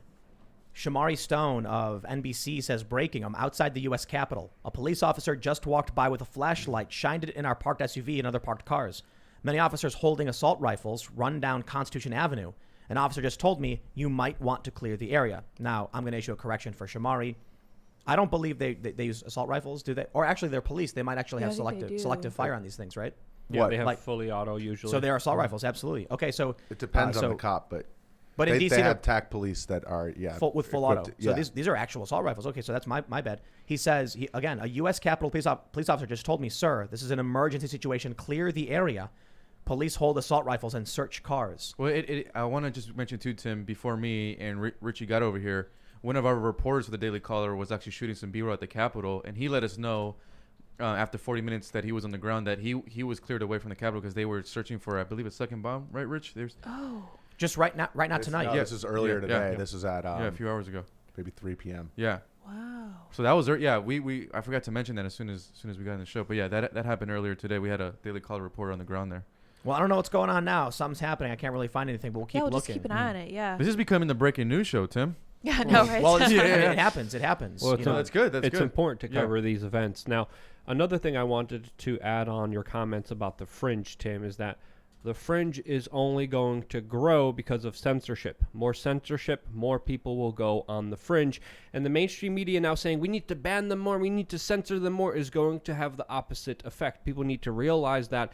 And another thing to kind of really kind of consider here is the copycat effect. Because we were just talking about mob mentality. I think this is also something important to consider, especially how the media many times helps kind of spur on mayhem, especially with their coverage of mass shooting events. And this has been criticized many times through many scientific studies showing how highlighting and glorifying a shooter during a big national event only creates copycat shooters. The mainstream media knows about this. The scientists know about this. Anyone paying attention knows about this. But yet, if we want to reduce harm, you're not going to create more fringe people. You're going to actually address real issues like the copycat effect that no one really wants to even have a legitimate conversation about, that legitimately causes pain and suffering. You know what's really funny is Andrew Yang had some tweets where he said that media polarization is causing this problem. He talks about the issues that have led to the hyperpolarization, and then he says partisan media, and then he puts in parentheses Fox. And a lot of people were like, why did you need to do that? You should not have done that. He's right. I think Fox plays into it. I think CNN plays into it. I think MSNBC plays into it. There's just, 10 news outlets for every one Fox. You know Exactly. what I mean? But regardless, when you get that, it creates a problem. I've even self-reflected on my own content where I'm often critical of the Democrats, and I'll say it right now. I can sit here and say, oh, the tribalism is all bad, and I'm heavily criticizing AOC. How do you get past that? I don't think it's possible. If Ted Cruz says we need peace, I say, thank you, Ted Cruz. When AOC says no peace, expulsion, I say, okay, that's a problem. That's exactly my point, which is that if you wanted to have somebody on this show who was, left of center, it would be much harder than I presume. Of course. And that is exactly what I'm talking about, which is he's beneath me because he thinks this, because whatever, he's not establishment, legacy, whatever. He doesn't work for the New York Times. It's just absolutism. It's authoritarianism. Well, it's pushing the humanism, and the algorithm also specifically on Twitter promotes it. Whenever you dunk on somebody or insult someone, the algorithm is done in a way where more people see that particular post, more people engage in that particular post, and you're seeing more followers, more likes, more hearts, especially the more divisive you are. And we have to also, legitimately point the finger at big tech social media companies that have been benefiting off of this tribalism warfare that they've been breeding. They are partially responsible for it, and there's a lot of people talking about all these conspiracies, but this is something legitimately that we should worry about, that we should consider on a big level, because these are the ingredients that created this situation. These ingredients are only being added. They're not being subtracted. This big pile of crap, family-friendly show here, but this big stinking peanut-filled piece of crap is there because of specific ingredients that are in there that could be addressed, but they're not. Even simple conversations about them are censored online. And again, we're never going to deal with it if we don't have free speech. It's easier for Mark Zuckerberg to ban Trump and then say, oh, it's for your own good, when in reality, he's just saying, I'm more scared of the left than the right. So one of the biggest, you look at the things that led to Trump's victory. You look at the things now that are leading to the anger, and one of which has been censorship for some time. People not being allowed to have a voice. When you take away people's even ability to argue with you, well, then they snap and they get angry. And so that was a driving factor. And Facebook and Twitter and YouTube and Twitch and Snapchat, all these different platforms are like, let's spray down we got this big old pile of crap. As Luke said, they opened up a sewer line. Like, don't worry, we're solving it. We're cleaning it up. And you're like, dude, you're just filling it up with, you're filling it up, man. Yeah, it's not going to work. I think this is a recipe for disaster, because if you're going to censor Trump and his supporters in the next 4 years, we're just going to get a Trump or Trump. If that makes sense. We're going to get someone, even if the left thought Trump was crazy, we're going to get someone even way more radical. My biggest thing I actually wanted to ask you guys now that we're all here is, do you think that the media just pays attention and gives too much story to these fringe actors? And the reason I would say that, Tim, because last time I was on here, it was, I believe we just came off one of the presidential debates, and we were even talking about it in the show. We were like, Proud Boys, we were yeah. like, why would they even mention the Proud Boys? We have Yeah. people like Right. are dying in this pandemic. We're giving them too much attention. And then, like I said, on the left media, it seems like anytime we have, anything regarding the right wing stuff, the Proud Boys are the easy scapegoat. But then same thing on the right. Exactly. Is anything, any violence breaks out, Antifa's a scapegoat. So Yeah. it's like, This is the interesting thing to me when it comes to news and conflict and crisis. You have the left, which has full control of cultural institutions, complaining about fringe groups of a couple thousand people as if it's the end of the world. And I'm just like sitting here like, well, I mean, the billions of dollars in damage and destruction and, havoc that was reaped upon regular people came from the left. The Proud Boys, sure, you can criticize them, but why are these massive cultural institutions ignoring this? You know what I mean? Why? I guess the way I'm putting it, I look at it as, should I really be concerned about a group of a few thousand people who, talk smack on the internet and go around and march and get drunk and then sometimes fight Antifa? Or should I be worried about the thousands of people that are being praised by mainstream media, who are being propped up by leftists, and they're comparing them to the soldiers storming the beaches of Normandy? That's scary to me.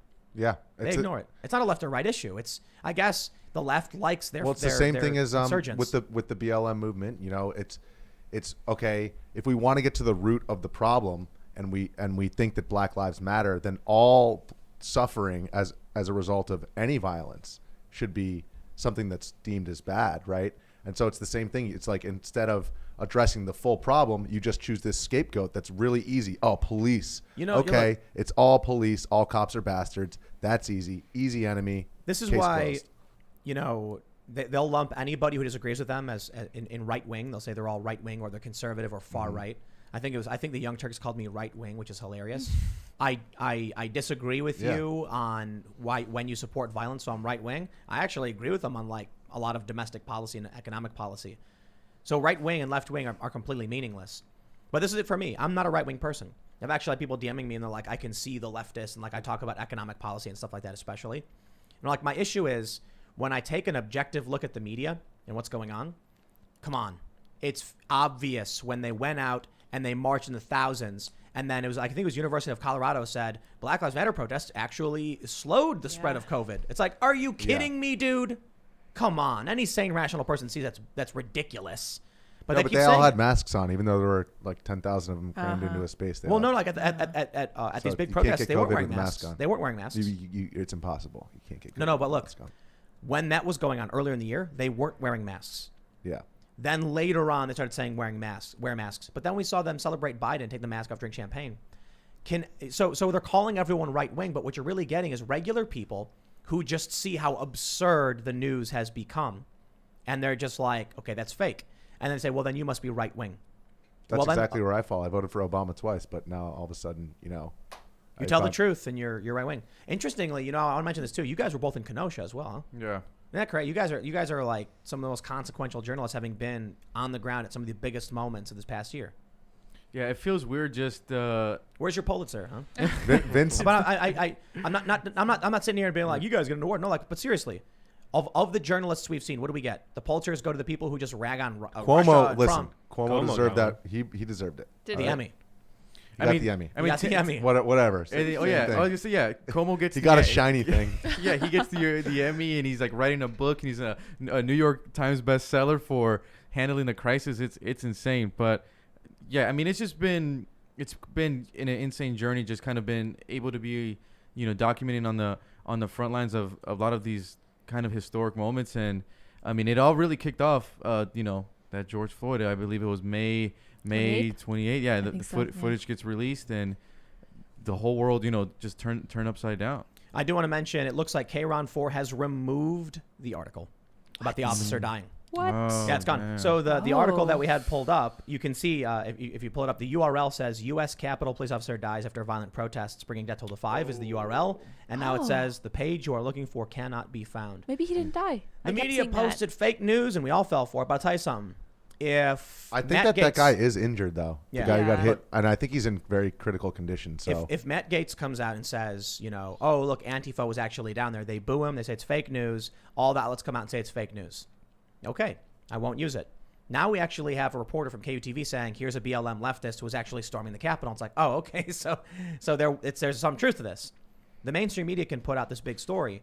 We're told we have to accept them as being right, and here we are in real time. They were wrong. We opened this show with this big news of an officer dying because we trusted the mainstream media. So how do we navigate this? Well, They're I think that what we were talking about earlier about basically being able to scapegoat that kind of smaller group that's easier to put in a box. That's what happened after this.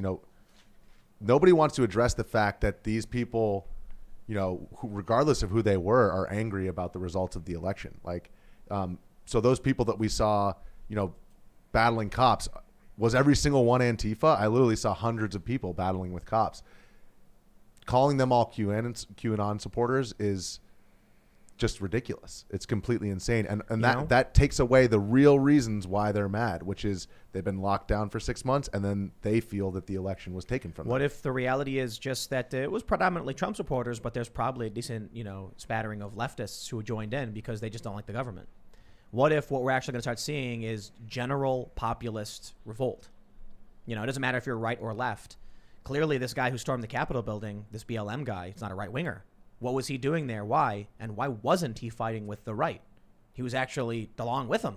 It's capitalizing on the chaos, just like the looters, But they're not protesting anything. They just want to get a free TV. I think it might become outright establishment, versus outsider populist, regardless of left or right. I mean, we were talking about this just a few weeks ago on this show. We were telling you there's a big political realignment. A lot of people on the right are being disenfranchised with the Back the Blue crowd. The Back the Blue crowd is becoming less and less significant. More people are being disenfranchised. What's going to happen when, again, these ingredients that we were talking about that led to this, they're not being subsided. They're being added upon. And then what's going to happen moving forward when the conditions get worse? The economic conditions are bound to get worse. The lockdown conditions are bound to get worse. The restrictiveness when it comes to people's freedoms and liberties are bound to get worse. What happens when you keep pressuring more and more on a public? And again, it's so frustrating because for years, I've been calling it out. For years, I've been seeing it. And everyone's like, oh, you're crazy. You're just hyperbolic. And I'm like, no, you guys don't understand the larger ramifications from what I've seen in my foreign reporting to what happened to other countries. That same thing is happening here. And again, it's just absolutely insane to see it happen in our backyard. Also, very interestingly, the president of the Chicago Police Union actually came out with a statement pretty much going against all the other establishment kind of thinking around this. And he said that there was, quote, this is according to him, there was no arson, there was no burning of anything, there was no looting, there was very little destruction of property. There was a bunch of pissed off people that feel an election was stolen somehow, some way. That's the official quote from the Chicago. There was looting, though. Yes, there was. Yeah. There's pictures of guys actually stealing the podium. Yeah. You see the joke? No, you see the joke though, where it's like the guy decided to finally take a stand. Took a political stand. Yes, yeah. I love literally it. and figuratively. but yet again, the thing we have to realize here, all the things that made this happen, they're still there. They're only going to get worse. And I think it is worth noting that while like a couple of podiums were taken, at least that I saw or what I've seen reported, none of those precious works of art were intentionally vandalized. Yeah. It's just they were walking around the red rope, which was so fascinating. Yes, People are exactly. like, wait, hold on. They just stormed the Senate building, but they're walking. Wasn't it Norm Macdonald who said that or whatever? I don't know if it was, there's a meme. People are saying, I'm just fascinated with these people who stormed this building and they're walking carefully, in line carefully. Somebody tweeted, I love when our insurrectionist rioters carefully walk around the velvet rope. Yeah. It was weird. I think, you see some of these videos and there were enough reckless, rambunctious individuals, but a decent amount of bumbling, bewildered individuals. Exactly. Yeah, I want to ask you if. Oh, I didn't mean to cut you off. I was going to say there's rumors, I guess, that like people are taking hard drives though out of computers or something. I don't know if it's true or not. I seen the one where it was the guy who like posted up in Nancy Pelosi's office and he has an American flag. Then there's like another footage of he's like outside and he has her mail. Yeah, and he's like, that's ridiculous. He's like, I have Nancy Pelosi's mail. That guy's going to prison. It's a but funny, I was gonna ask, do you think we see something similar? Maybe not the biggest the same crowd, but something similar on January 20th on Inauguration Day.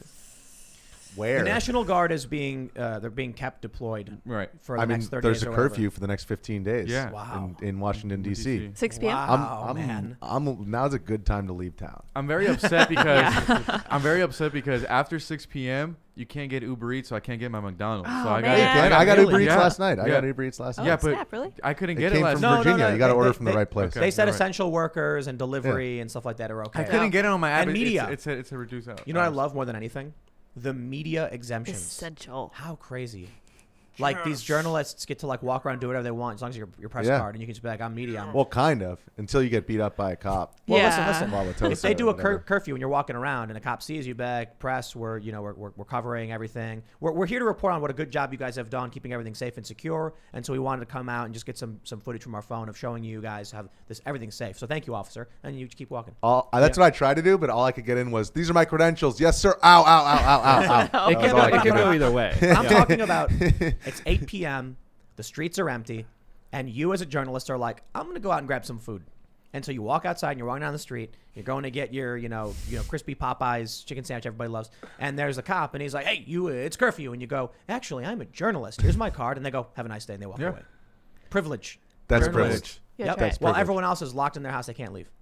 Journalists are exempt. But then what you're doing is you're being a piece of crap because you're abusing your privilege. Yeah. Because you're not actually- What else is new? So with just these- like, with- but there's no real like rules that can keep a crappy person from taking advantage of stuff. Yeah. Right. I mean, in New York City, I used my press card to go to gala dinners because I was hungry sometimes. And, There you and that was you're a bad journalist. They had Unethical. really. Hey, it happened. I admit it. It wasn't. Well, ethical. there's the inverse. One Yeah. time, Luke used a Huffington Post. Was it Huffington? Yes. A lunch card Yes. as a press pass, and it worked. It was Yeah. Wow. amazing. Yeah. So like Huffington Well, it Post. said Huffington Post on it. So Exactly. That makes sense. So what happened was, And it said luncheon on it, and it didn't even say press. And I used it to sneak into events. And then wasn't- we trained someone. wait, hold on. This was funny. This This was is insane. gosh. We went to an event. And we knew people at Huffington Post. They gave us these cards where it was like luncheon, and you got to walk in and like grab a sandwich and grab a drink. But Luke kept his, and there was a point where like someone said, "Where's your press card?" And he just has this big, ridiculous-looking thing that says Huffington Post luncheon, and the guy's like, "Oh, thank you," because they know what Huffington Post was. They were like, "That must be it." But you didn't. The thing is, you didn't tell them to look at it. No, you had no. This is the thing. You don't even have to say anything. It's just all about your confidence in Yeah. your aura. It's just like. Well, And you don't what, say what, that, what, Attitude. what happened was you had a bunch of press cards on one lanyard. Yep. And so the guy just took the biggest one and looked at Huffington Post and assumed like, Yeah. must be good to me. And Luke's like, I don't know, whatever. Yeah. And it says lunch on it. What are you That's doing? when I That's his interviewed Ariana Huffington, and she Oh, yeah. wanted me to work for the Huffington Post. Breitbart did. But after I interviewed her, she Changed her was mind, huh? very, very disappointed and very shocked to learn the Aw. questions that I threw at her about to learn that honest media. to learn that you had been using her lunch card. Not just I mean, Truth comes out. there's a ton of stories that we could share. Also, does anyone else find it weird that the establishment went from defund the police to we need more police, we need more arrests in just a matter of seconds when it would fit Amazing. in their narrative? I mean, can anyone just call that out as being How perfect. Nope. How, You just got censored. listen, The broadcast. how is over. perfect was it that for a year they're saying defund the police and the Democrats defend it, saying it just means reallocate funds. And then as soon as Biden wins, they're like, we need police. Where are the police? And the left is in agreement. Mm-hmm. Surprise. And there's no pushback, and there's no voices dissenting. There's no people saying, hey, what about what we were campaigning for? What about what we were fighting for? What about all the protests that we had about this very specific issue? And now we're pro-police Well, state because it fits us, because we're in power, and they're going to be using that power. And the inverse is true as well. That it's Of funny course. that all of a sudden Trump supporters are like, oh, these cops. Oh, Yeah. I'm so mad. Well, they're burning the blue flag. The So thin that's blue also line, yeah. another huge kind of political transformation that's worth noting, because there's going to be disenfranchised leftists who are still going to be on that messaging, who are still going to believe in defunding that police, that are going to be looking at them in a favorable way. He's not Biden's not defunding the police. He's just funding a bunch of armed social workers to enforce lockdowns. Well, someone yeah, someone yeah. tweeted something really hilarious about what went down. I think I retweeted it. They said, in response, they were like, after watching what went down in the Capitol, it's more obvious than ever that we need to get rid of all the Capitol Police and replace them with social workers. That's a really good point. It's a great though. point, Yeah. yeah. Because people are saying the protest was mainly peaceful as well. Mostly peaceful. Yeah. I mean, truth be told, Fiery, it but was peaceful. mostly peaceful. Well, there was no fire. I know. It was mostly I know. peaceful. 300 or so people out of hundreds of thousands went in the building, right? That's like, what, 99.9% peaceful? I'm not going to play stupid games, though. The people who stormed the Capitol set the stage, and it was dumb. And when you get the same thing with Antifa and they're burning buildings down, look, this is what I say about Antifa. If you got a bunch of people standing out front of the federal building throwing fireworks and explosives, and the peaceful protesters are like, well, I'm being peaceful, but I'm not going to stop him. I'm like, dude, you need to leave, or you need to stand up It's to these day people. 95. Right, exactly. We know what's going to happen here. But I'm being peaceful. Yeah, and the guy's hiding behind you, and the cop is looking for who threw it, and they don't do anything about it. So it's look, man, I think one of the biggest issues we have as a society is that individual groups don't hold their own accountable. Cops don't want to hold other cops accountable. Protesters don't want to hold other protesters accountable. They want each other held accountable, but they won't do it themselves. So we've seen more than enough instances where there's like a cop who breaks the law and then his partner lies for him. I've seen it in New York. We saw with that story where the cop shoots the guy in the back. This was back in like North Carolina. The guy was like, they're trying to arrest this black dude. He runs away.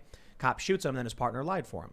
So these things happen. Again, I'm not stupid enough to say all cops. I'm just saying when that happens, you got to be like, he did it. Well, like, the fourth estate has to be like that. Right, And that's exactly. the role of the media. And now the media, yeah, they can look out after their own, but as one media, you know, journalists should have the right to free speech and to report on after curfew, et cetera. But right now we're in a situation where if you don't think like me and you're a journalist, then you are the enemy. And so that's the one institution that's supposed to keep the other ones in check, and it's not just the happening. enemy. Yeah. They'll beat the crap out of you if you report on an event that is happening, and you report on it honestly. If someone doesn't like that truth, they'll beat the crap out of you. And in some places, you could even face worse consequences with governments going after you. And this is the kind of the bigger worrying that is in my stomach, because just reporting on the truth is detrimental.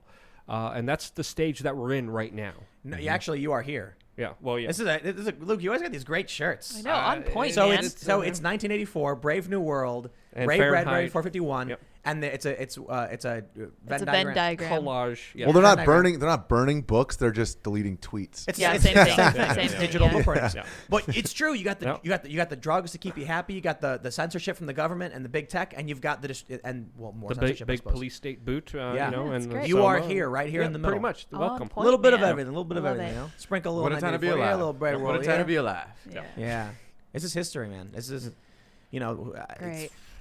Yeah, I know. You know what I think? I think we all, many of us, many people who are watching. I know that you're all between the ages of 25 and 34. That's true. That's like 30% of the audience, and the rest it's typically 18 to 54. There's all a of us big too, chunk in yeah. the middle. We grew up in a golden age, man, where everything was kind of chill. I mean, we had 9/11, we had war. Everybody got trophies too. Right, exactly. Yeah. It was like we played video Steam, games. baby. We lived comfortably. I mean, go to another country, and you'll see how comfortable America has it. I mean, a lot of Isn't that kind of the reason why we're seeing all this though on both sides? Is that we were the kind of the first generation of Americans who were like promised more than we would get, and then we're like the kid who doesn't get the cool toy. Yes, maybe, but I think it's really about like we're spoiled rich kids. America is like this super spoiled rich kid. It's like the sweet 16 who's like, "You got me a Ferrari, I wanted a Lamborghini." Uh-huh. That's what I think. I'm like, man, clean running water. Some places have laws where they have to give you water if you ask for it. Like I think in Arizona they do that. If you walk in and say like water, they have to give it to you because it's like, you know, arid and people get dehydrated and stuff. We got, you know, the poor. We have. I'm not saying this to be mean, but we have overweight homeless people. Like something's going on. Now, admittedly, we have a weird imbalance if we can't get a home to somebody, but we can overfeed them, so we can figure some of these problems out. But that's saying something, because I've been to some countries where you've got homeless, starving people. So I think we get a generation, millennials, who have been raised with the utmost comfort and privilege, and they're now being told that they were going to be rock stars and millionaires and celebrities, and they're mad. They want more. They want something else, and they don't realize that you can just go do it. You know, but I think the issue is, what do they want? They want everything. They want more. They want more than they have. And you know, when it comes to the issues of like healthcare, for instance, I'm totally down with, you know, providing a basic level of coverage for all people. Like you break your arm, you go to the doctor, they'll fix your arm. But if you get a more serious illness, we might not have a cure for that. This they don't realize. I've had arguments with leftists about universal healthcare, and I say, how do you deal with like, you know, an extremely rare genetic disease where the cure exists, but it's $1 million? Because this is a real story. It was in Louisiana. The government refused to pay $1 million for this extremely rare genetic disease treatment. And I'm like, sometimes cures don't exist. And I've heard from a lot of people, they've argued back at me, no, you're wrong, scarcity is not real. And I'm like, we haven't invented the cures we haven't cured cancer. There's so many cancers we have very little effective treatments for. But they just believe that you can snap your fingers and give it to somebody. Yeah, it's a technology. Drugs are technologies, and it takes an incredible amount of money to develop them. And so that's, so I feel like there's a lot of people who think we deserve to have healthcare. And I'm like, okay, I agree. I like the idea. I like the fire department. I like the police departments. They don't like the police departments. I don't know how you solve that problem. You want universal security. Well, then, get it, I guess. But so they want universal health care. And I'm like, how do you deal with the fact that there will always be an issue, I think, for the most part, we're struggling to solve in terms of treating human beings. Long story short, we are living safer and healthier, if we choose, than ever before. We have antiseptics, we have antibiotics, we have tons of antibiotics. We can do organ transplants. Think about someone 100 years ago. They'd stub their toe and get a little cut and go, well, I guess I'm going to die. Cut the foot off. And we have all of this wonder and privilege and wealth. It's one of the best times ever. And there are people who are angry and complaining and refuse. And so I think in the long run, that fighting ultimately leads to them having it worse than ever. Yeah, I mean, historically, we are living in one of the best times in recorded human history, especially when it comes to access to clean drinking water, especially when it comes to access to food, education, quality of life. All those things are skyrocketing up. But when it comes to our mental health, we are declining abruptly in such a scale that it's insurmountable. And the solution by the system is just throw SSRIs. And again, I don't even want to get into that debate, but there is a correlation. It doesn't mean it proves causation, but there is a correlation between the rise of social media and the decline of America's mental health. There's also a lot of fat asses out there, so that complicates the whole medical debate out there. But again, this is why I've been stressing censorship, social media, the people who have the voices that are influencing us the most, the algorithms, the timelines, the things that you are shoved to be a consumer, the thing that you are groomed to be, the thing that you are programmed by the very special interest to be, is something that is detrimental for you. And people need to realize it sooner before later, because this mental health decline is leading to a lot of mentally unstable people. And when you have a whole bunch of sick, lazy, fat, incompetent, crazy, dumb people, this is another recipe in that big pile of crap that I keep describing. And again, we could keep throwing it in there, but we could all see it's there, and there's no way of cleaning it out. Self-sufficiency, man. And then, Tim, since we're on this subject, I think it's really unique. Like for me, both of my parents are from El Salvador. We're in the Civil War, so I always actually grew up with my dad just beating into my head of like, we are already so rich, we're already so lucky to already be in the U.S. So like, I always grew up with that like appreciation for like what we had. So I think that was kind of a unique perspective to grow up with immigrant parents and getting that. And then my parents were like in the Civil War, so they really made me appreciate everything here. So I think for me, that was like an undercover blessing of like, I never felt like we ever took things for granted. Even now, I'm still like, oh man, I'm not supposed to be here. I could have been in like an MS-13 right now. But I mean, I'd be interested to even hear from more kids who are immigrant parents compared to just American kids of how they feel. I think I could have been in Poland Slav squatting. And again, you brought up an important thing. I was brought up also by immigrant parents that brought me here to the United States. They were saying the same thing. You don't understand how lucky you have to have so much freedom here. When you were in Poland, it was during the Soviet Union. Yeah, I was born at the decline of the Soviet Union. I was still born into the Soviet Union, and my parents fled. My dad specifically left and said, this is bull crap. I don't like communism. I don't want my kid growing up in communism. I want the freedom that's portrayed in movies. I want to be in the mecca of it. I want to be in the center of it. He chose New York City, and he's having a hard time leaving that place, even though I keep telling him, I'm like, man, dude, you don't understand. Like, you need to leave that place. But he still is envisioned by, like, this is the country that saved me from communism, that saved me from a totalitarian government that would throw people in jail, torture them, or execute them because their political opinion opinions were different than the state. That's something that people don't realize is a huge threat of happening right now in the United States. And unless we stand up and understand what's happening and actually at least raise our voices, we're screwed. This is our trajectory. This is where we're going. Leftist governments that are left unchecked and have no accountability historically always get completely out of hand. That's the story of Poland. That's the story of the USSR. That's the story of so many people who have suffered tremendously because there was no checks on power. There was no accountability. There was no one contesting a government. And now we're in a position where, again, do I even have to point it out what's happening right now with the corporations, the mainstream media, and the government all in unison saying more power for us and less for you because we know what's better for you, and they don't. And more of your money. And But we should go to Super Chats and start taking some questions from the comments.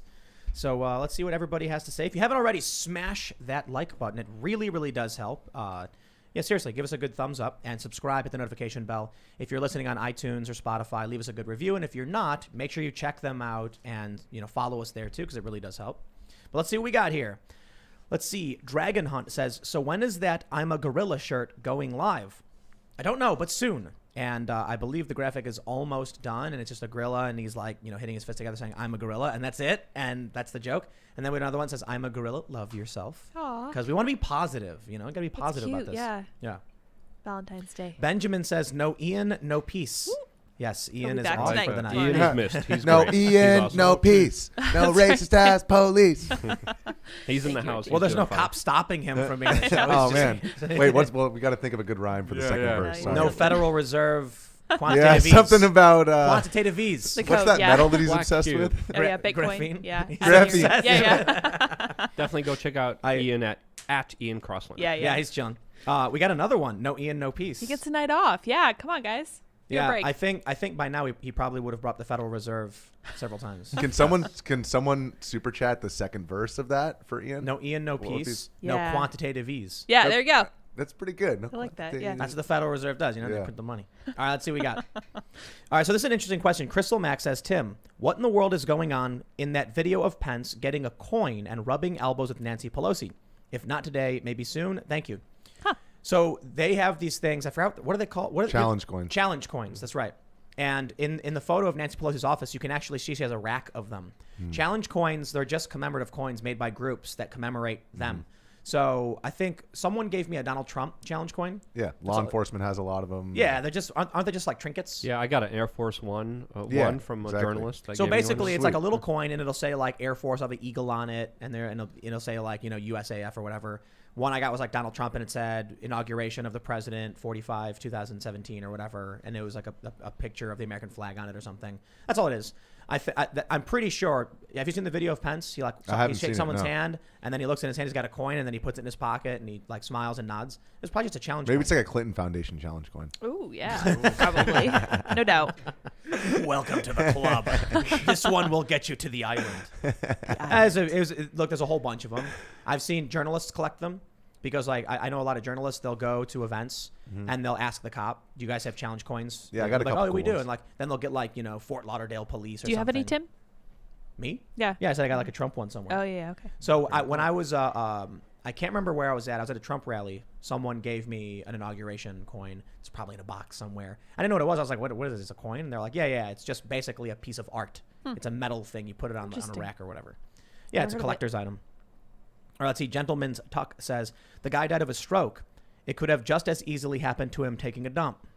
Good point. Yeah, heart attacks definitely do when you're taking it. Yeah. Is there any tear gas in the toilet? That can definitely like elevate your heart rate a little bit. So this is an interesting one. Soul Invictus says, Tim says that violence achieves nothing, that fifth generational warfare is all in the mind, and yet Antifa's been violent getting their way, Dems violent getting their way, the entirety of the human race throughout its history, violent getting their way. Okay, and I'm gonna debunk that. Okay, it's very simple. Do it. First of all, the generation of warfare generations evolve. We went through general fighting.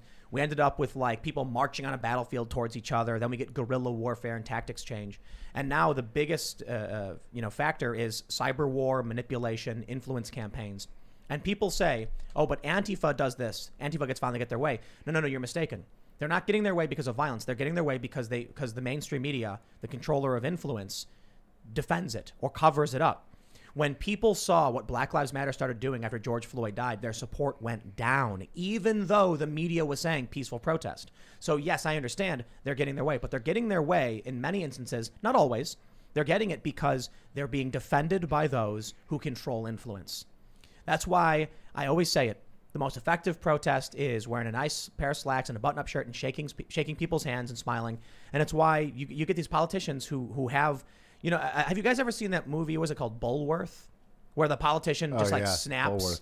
And then he's like, they told me to wear a blue tie. Superstar. Yeah. Basically, He gets cornrows. yeah, they're That's told the best hook on that song. what to wear, why to wear it. They've structured everything perfectly because that's the effective way to garner influence from the people. And when they do that, they grant their voice to you, which empowers them. So look, Antifa goes out and does these things, but it's hurting them.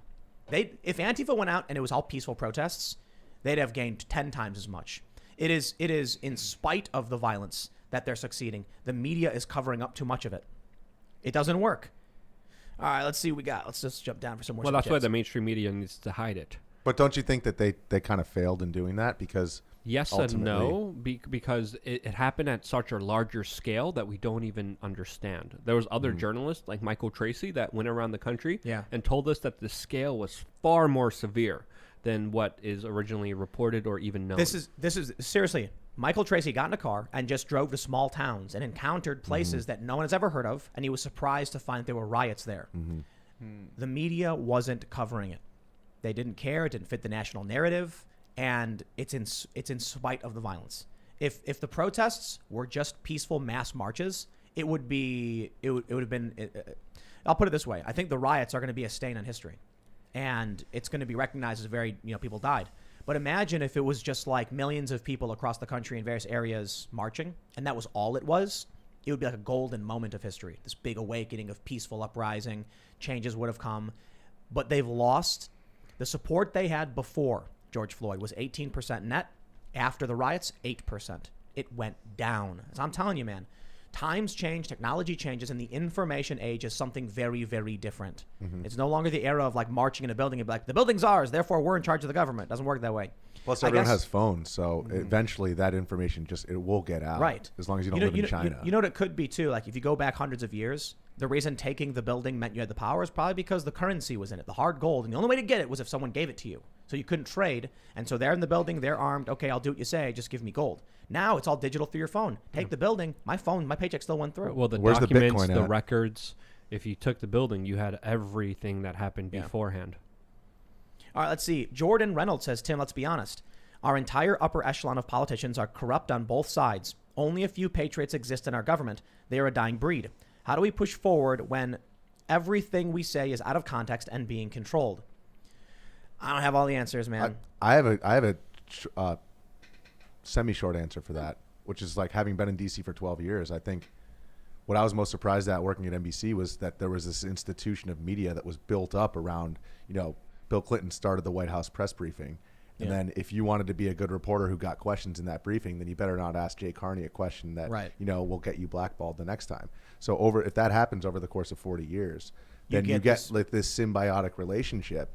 And the media who's supposed to put these corrupt politicians in check are themselves, basically throwing them a bone. So I think the reality is, look, there's a gigantic machine. The way I described it to the Occupy people back in the day was, you got a giant skyscraper, and every day 300 million people are building it bigger and bigger, and you're at the base complaining about it, and there's a lot wrong with it, and you're trying to knock it down with a ball-peen hammer. I don't know necessarily what the answer is, but perhaps the answer is to just walk away from the building and go find shelter somewhere else. Maybe the reality is what we should do is vote with our dollars. Don't support big companies like Amazon and Walmart. Do what you can to support mom and pop shops, especially right now. If you can, it might not be possible. That's the crazy thing. But then if you can't, be more self-sufficient. Try and figure out how to be more sustainable. Don't run to the store to desperately buy toilet paper at Walmart. Just figure out a way to, deal with that in some fighting with people in Walmart over toilet paper. Maybe the idea is to move out of the cities, learn how to farm, get a place in the middle. So many people are doing this, getting away from these cities, going to the suburbs. I think the big thing that needs to happen, what people don't realize, it all starts with you. You got to clean your room before you try and change the world. All right, Jordan Peterson. But it's a good point. It's a fantastic. No, point. I totally. true. I mean, I say that all the time. So think about it this way. That's why I Imagine if every single person right now who's upset with the system said, "I'm not going to participate. I'm going to go do my thing. We're going to go set up our own. Like go to Wyoming, go to West Virginia, go to Idaho, go to Nebraska, and just find open land and just get back to basics. Stop relying so much on the system and its comforts, and realize like we live in this super elite, air-conditioned, clean water privilege." And we can probably do better. And that's a win-win for everybody. I think the challenge arises when people are like, I'm used to the comfort level that I have now, but we're in a golden age. So for me, and maybe it's just me, I'll tell you this. I've been homeless. I've slept in cars before. I could be, just in my van down by the river, happy with the experience, just chilling, just in a van down by the river, go fishing, and it's my freedom that I get most of my value from. Now I understand if you have a family, it's probably much more difficult to just say, to do it. So the issue ultimately is there's probably no good answer. I certainly think stop voting for Democrat, Republican, and vote for politicians who reflect your values. Mm-hmm. Sometimes it's a Republican. It really is.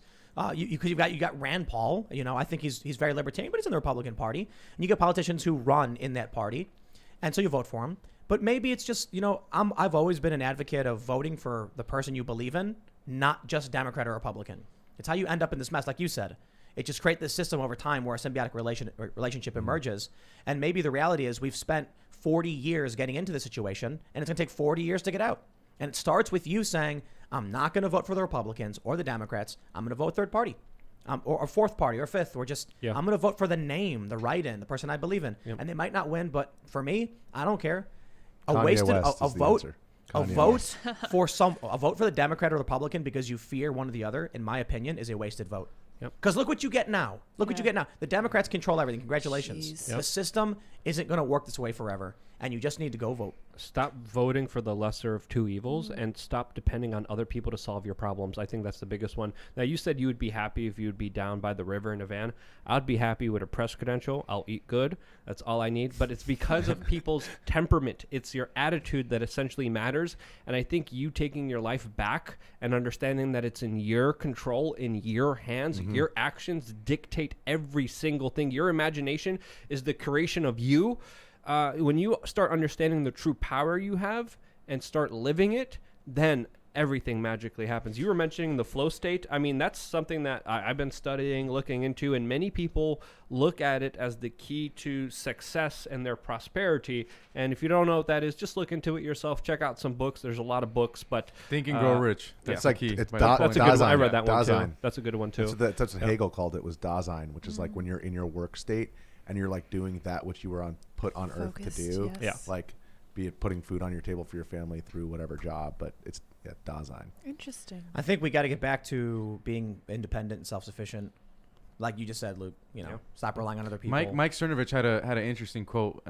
He said, everyone is trying to run the country. No one wants to lead their families. Exactly. And stop attaching your personal happiness to what Donald Trump says on Twitter. Yeah. Like, I thought that was pretty powerful. So, That's a great point. Maybe just we need more stoics. Yeah, people who built careers by having all these notifications set up so that as soon as Trump tweets, they get the notification and can respond right away. Man, you need to find something to do, man. We got Daniel Maxwell says, Pence requires all factions involved to desire peace. Violence occurs when one of the factions decides. Peace requires all factions involved to desire peace, not Pence. Violence occurs when one of the factions decides to use force to get what they want. War happens when one of the other factions chooses to defend themselves. Right? And that's, I guess, why things are getting scary, man. Yeah. Andre Beltran says, Wall Street Journal just posted, Trump should resign to avoid a second impeachment. I thought people knew it didn't completely go through the first time. Trump will not be, everything's on Pence right now. 25th Amendment requires Mike Pence to initiate some kind of removal. Then there's a vote. Impeachment requires Mike Pence to break the tie. Wait, but here's my question is like, okay, so there's like 2 weeks left now. Less than 2 weeks. Yeah, less than 2 weeks. Is the point here anything to do with like insurrection and the safety of people in the country, or does it have to do with tarnishing and stamping out the legacy I think that's of Trump? It could also be another factor is I believe if he is removed by the Article 25 or if he's impeached a second time, either or, that he can't run for a second term, and I think that's also playing a role that You they gotta don't ask want. Mark Levin. Where's Yeah, he? yeah. I know. He would know. I was reading something that's also playing a fact that they don't want Trump to run in 2024 because I mean they still know that he still has that a He's big got hand in it. that populist wave on the right. So we got a good one here from Bones. He says, what happened last night has me so conflicted. But what I do know is that all of us need to take a chill pill, and it's time to primary out everyone. Yes and yes. Yeah, I Amen. agree 100%. Great comment. Right on the nail on the head. But I also think now is the opportunity for these people and all their anger, and 74 million, to stop voting Republican. Okay, listen. People keep saying, but if you don't vote for the Republicans and the Democrats win, well, they won. Congratulations. They're all here. You could have at least started something new that represented your values and restored faith in the system in a much better way, and it takes investment. I think the issue is too many people are scared of the other. So that's why it's Democrat, Republican, Democrat, Republican. That's the only way we end up going. That's why I mostly didn't care to vote for the most part. But I thought Trump had some things that were going. All right, let's see what we got here. One individual says that is advocating for the peaceful secession from the Union, but I don't think that's possible. No. A lot of people have said peaceful divorce. You can't. I don't see that. Wait, who's seceding from who though? Like, there's that meme about the United States of Canada and Jesus Land. Oh, okay, I got And, like you. the So blue Jesus land states in the United and States the of red Canada. states just draw a dividing line. Yeah, it's a really interesting point Mike Cernovich brings up. Everybody wants to lead the country. Isn't it simple to just be like, how about we let red states be, have their own laws, like just ease up on the federal States' rights? Yeah, like 10th Amendment. How go about back that? a little bit towards states' rights, just so people Let's go can back feel to the like- Articles of Confederation, and everybody has their own money, and there's like Yes. 80 different kinds of money. That'd be awesome. I would like that. Let's see. Let's grab some super chats here. Let's see. Leor Engelstein says, I was there in the beginning, but before it became super crazy. The switch happened when the news of the Pence letter came out. I sent Richie some photos of paperwork that was taken from McConnell's desk. Crazy. What up, Leor? Whoa. That's bad. Shout out to But, Leor in Vegas. But I've heard that people were saying that everybody was chill, and then once the letter came out from Pence saying he would not support the president, whoop. they were just like, I'm mad. And Pence didn't need to release the letter. He He could have didn't. said, what? He didn't. He didn't release the letter? He didn't need to. Oh, right. I know. That's the thing. That added so much fuel to the fire. Yeah. You know, maybe that was the letter that he received at Bush's funeral, and he just took it out, and then he finally issued Ah, it. Letter. that conspiracy. Interesting. I I remember won't that. Yeah. He could have just said, I am going right now, and I'm going to hear the evidence and see this vote counted properly, and I will do what's right by the people of this country. And then it would have been like, come on, Pence, come on, Pence. That would have been And then would have been Yeah. boring and all day with nothing happening. You'd have all the Trump supporters waiting outside, clapping and getting ready, and then Pence would be like, Biden wins. And then by then it's late, people are going home, and things chill out. Maybe. Or it's I after think it was dark. already too late. Yeah. I mean, I already think no. I think Well, things well, are gonna, yeah. Trump That was kind gonna of happen threw no the matter hot what. potato at him, and he was stuck in a situation where he just had the U.S. president say that the election is in his hands right before that moment, which was a very weak move. Let's be honest here. Yeah. V. Sidia says Ashley Babbitt served for 14 years in the Air Force with 4 tours of duty in Iraq and Afghanistan, and she died on the floor in the same place that sent her over there. That's That that's exactly what I said. It's, Right. it's for her to do all of Sad, that to man. die in the U.S. Capitol R.I.P., building. man. Yep. Where's all Interest- the protesters about unarmed people being shot? You know, what When are- happened? but the thing is, like, why didn't we storm the Capitol when we found out that the Iraq War was a quagmire? That was my question. Or There's alive. that's why Don't even get me started. Yeah, seriously. That's Don't why. wanna That's go my there. thing. people started talking about Area 51 again. Oh my gosh. Kelty says this is not about Trump.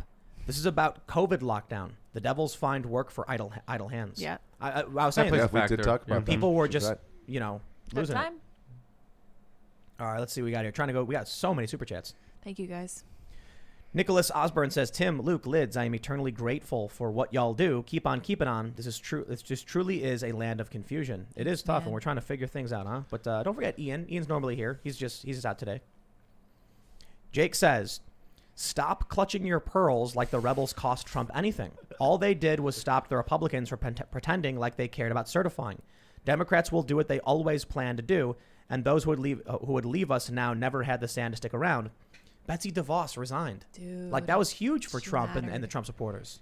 You know, and a lot of other people have resigned too. I just think I think it was a net negative.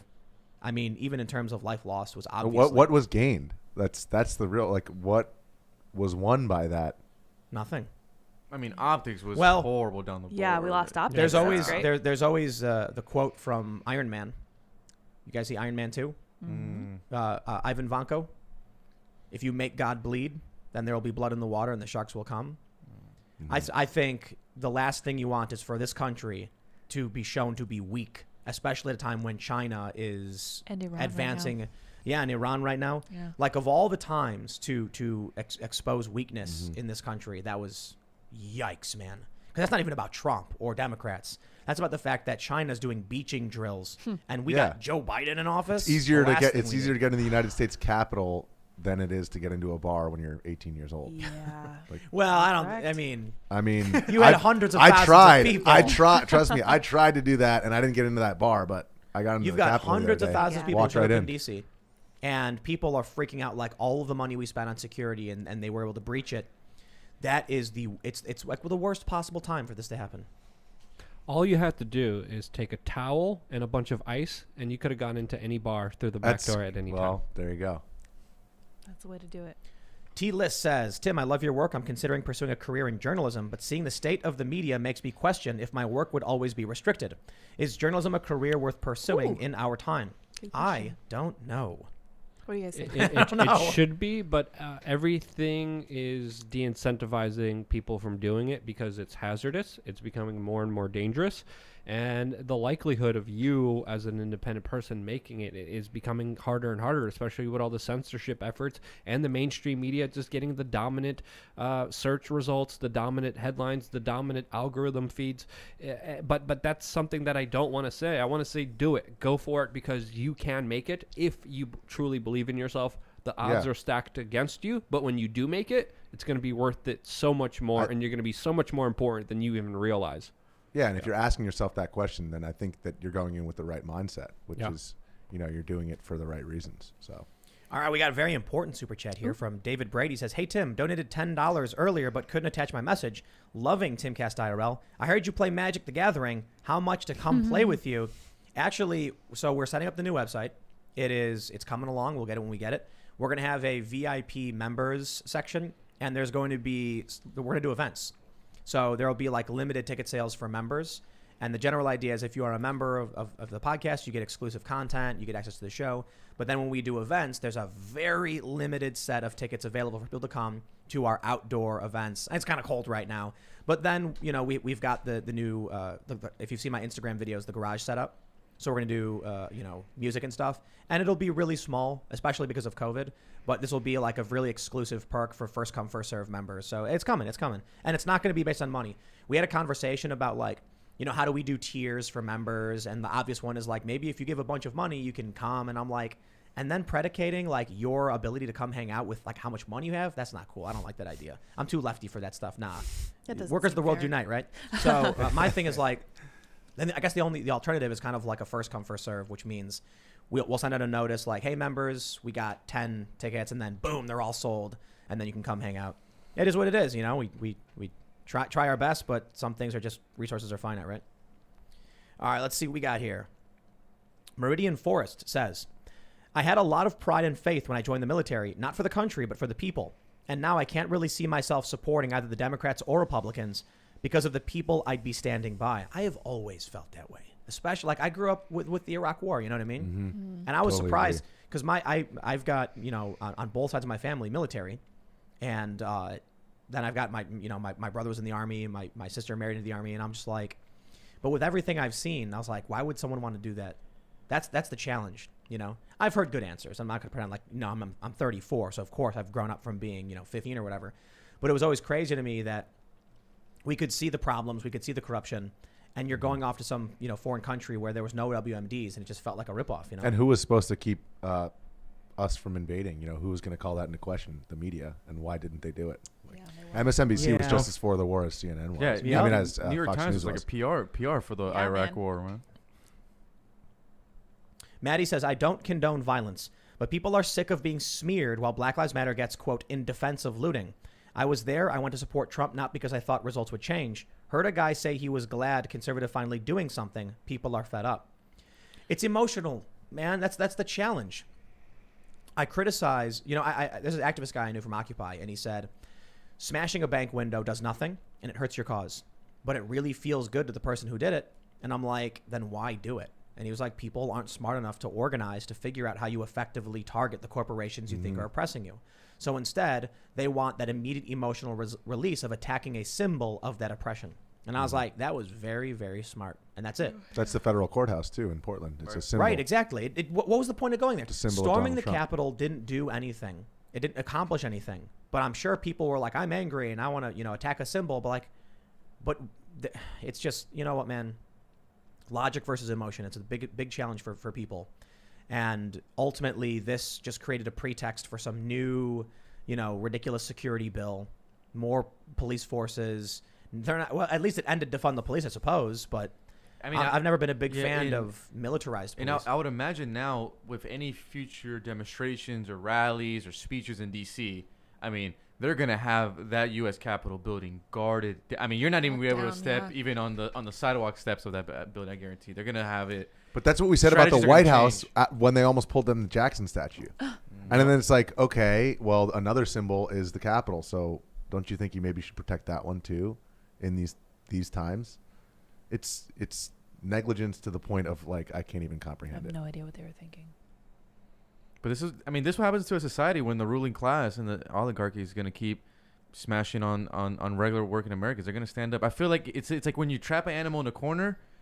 We're seeing that right now. No, but you know who's holding the billionaires to account? The Washington Post. Yeah, I feel good about that. Yes. Yeah. Yeah. Because it's Of owned, course. it's Yeah. owned by a Robin Hood type guy named Jeff Bezos. That's right. Who has no connections to the CIA at all. I love that guy. All right. A Texan says. No comment. I did not say that. Do not all right. come from It was me. Luke, not A Richie. Texan says, Richie, I know what you're doing wearing that shirt. You mock me. Wife and I are happy. Y'all are safe. Take care, brother.